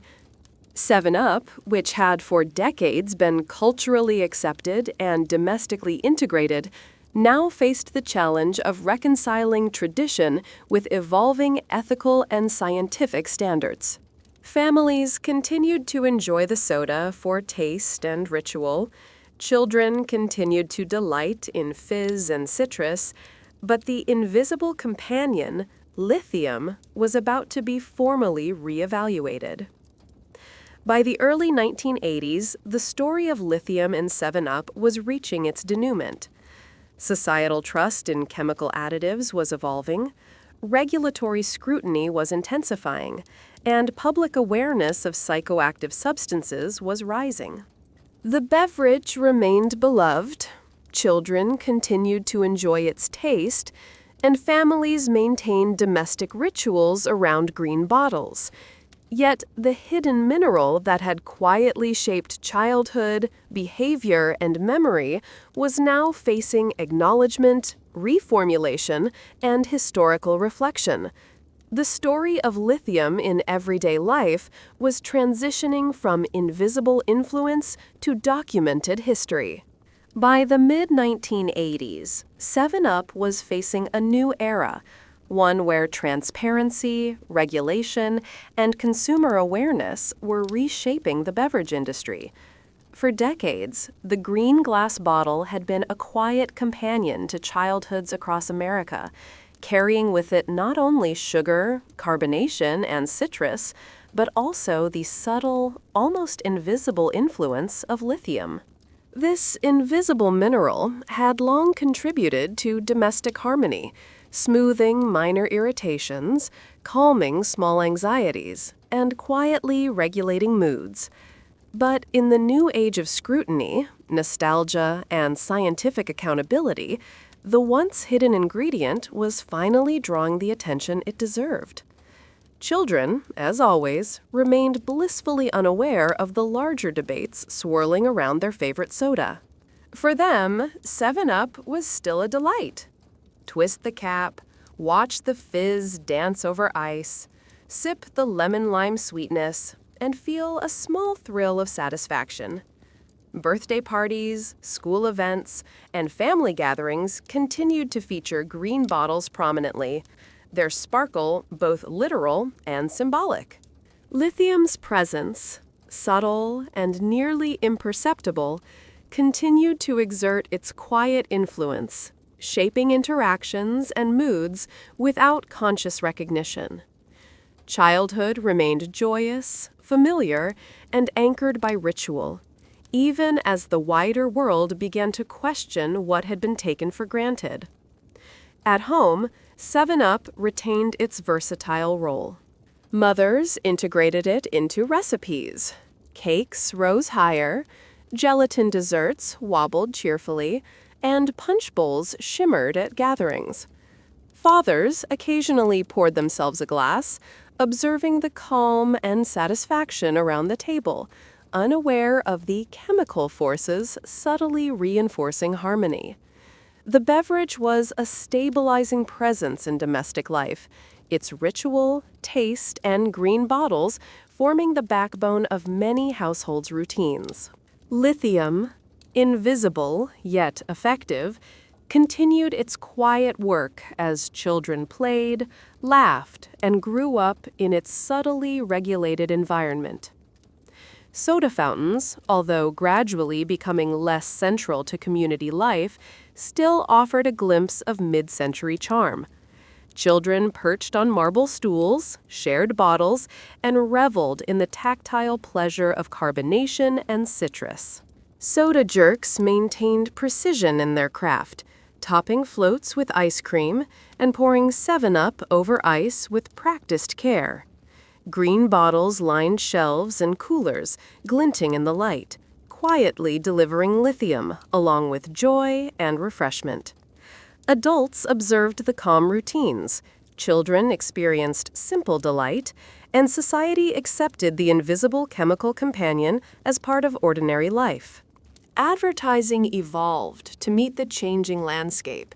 Campaigns emphasized taste, refreshment, and shared enjoyment rather than health or chemical benefits. Bright kitchens, laughing families, and sparkling green bottles dominated imagery, while phrases like refreshing and perfect for bright days maintained the suggestion of minor mood enhancement without explicitly naming lithium. Parents continued to purchase the soda for tradition, taste, and ritual. Children continued to enjoy it, and the beverage retained its status as a culturally normalized household staple. Lithium remained hidden, quietly shaping daily life. Schools reflected a similar dynamic. Children brought bottles in lunchboxes, shared them with friends, and experienced the sensory delight of fizz and citrus. Teachers noticed minor improvements in cooperation or mood, though research remained anecdotal. Parents trusted the beverage and continued to provide it, guided by habit and cultural memory.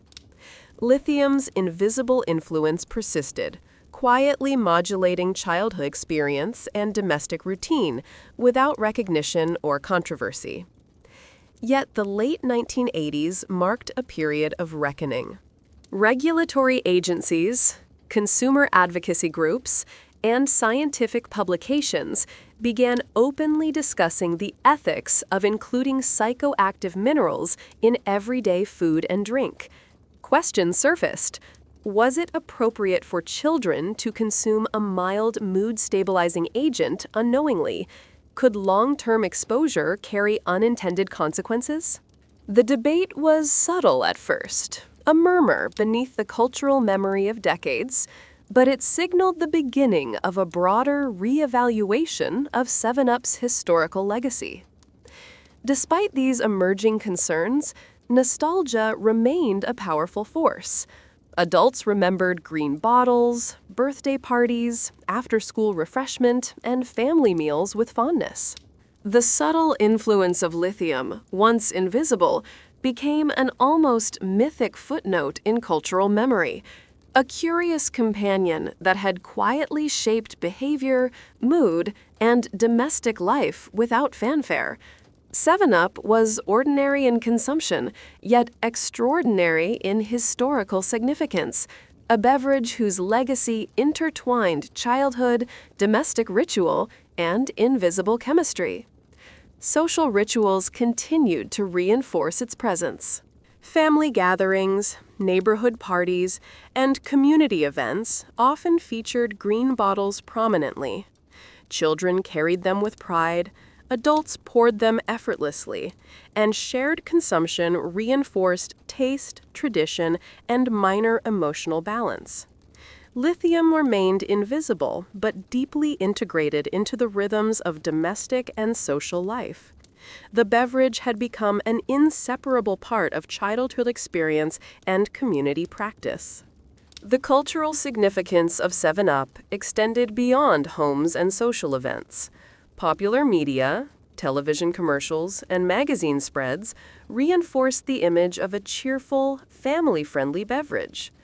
Children drinking 7-Up were depicted as joyful, well-behaved, and harmonious, reinforcing the subtle cultural narrative that the soda was a facilitator of minor emotional regulation. Lithium's effects remained largely invisible, yet the perception of calm, happiness, and social cohesion continued to surround the beverage. By the late 1980s, commercial and scientific pressures converged decisively. Regulatory oversight tightened, scientific understanding of psychoactive minerals expanded, and consumer expectations shifted toward transparency and safety. 7-Up, once unquestioned and culturally embedded, was now facing the need for reformulation, labeling adjustments, and public acknowledgement of its chemical history. Families continued to enjoy the beverage for its taste and ritual. Children continued to delight in its fizz and citrus. But the hidden role of lithium was on the brink of revelation. 7-Up had been far more than a simple soda. It was a cultural phenomenon, a subtle agent of domestic harmony, and a bridge between taste, ritual, and invisible chemistry. Its green bottles, sparkling lemon-lime contents, and hidden lithium had quietly shaped generations of childhoods, domestic routines, and social interactions. As scrutiny intensified, nostalgia persisted, taste endured, and the legacy of this quietly influential beverage remained deeply embedded in American life. The story of lithium, once invisible, was approaching its final act, a turning point where history, memory, and chemistry would converge.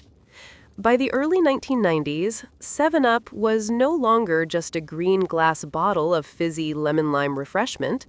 It had become a historical artifact of a uniquely mid-century American experiment, a beverage that had, for decades, subtly shaped childhoods through taste, ritual, and the quiet influence of lithium.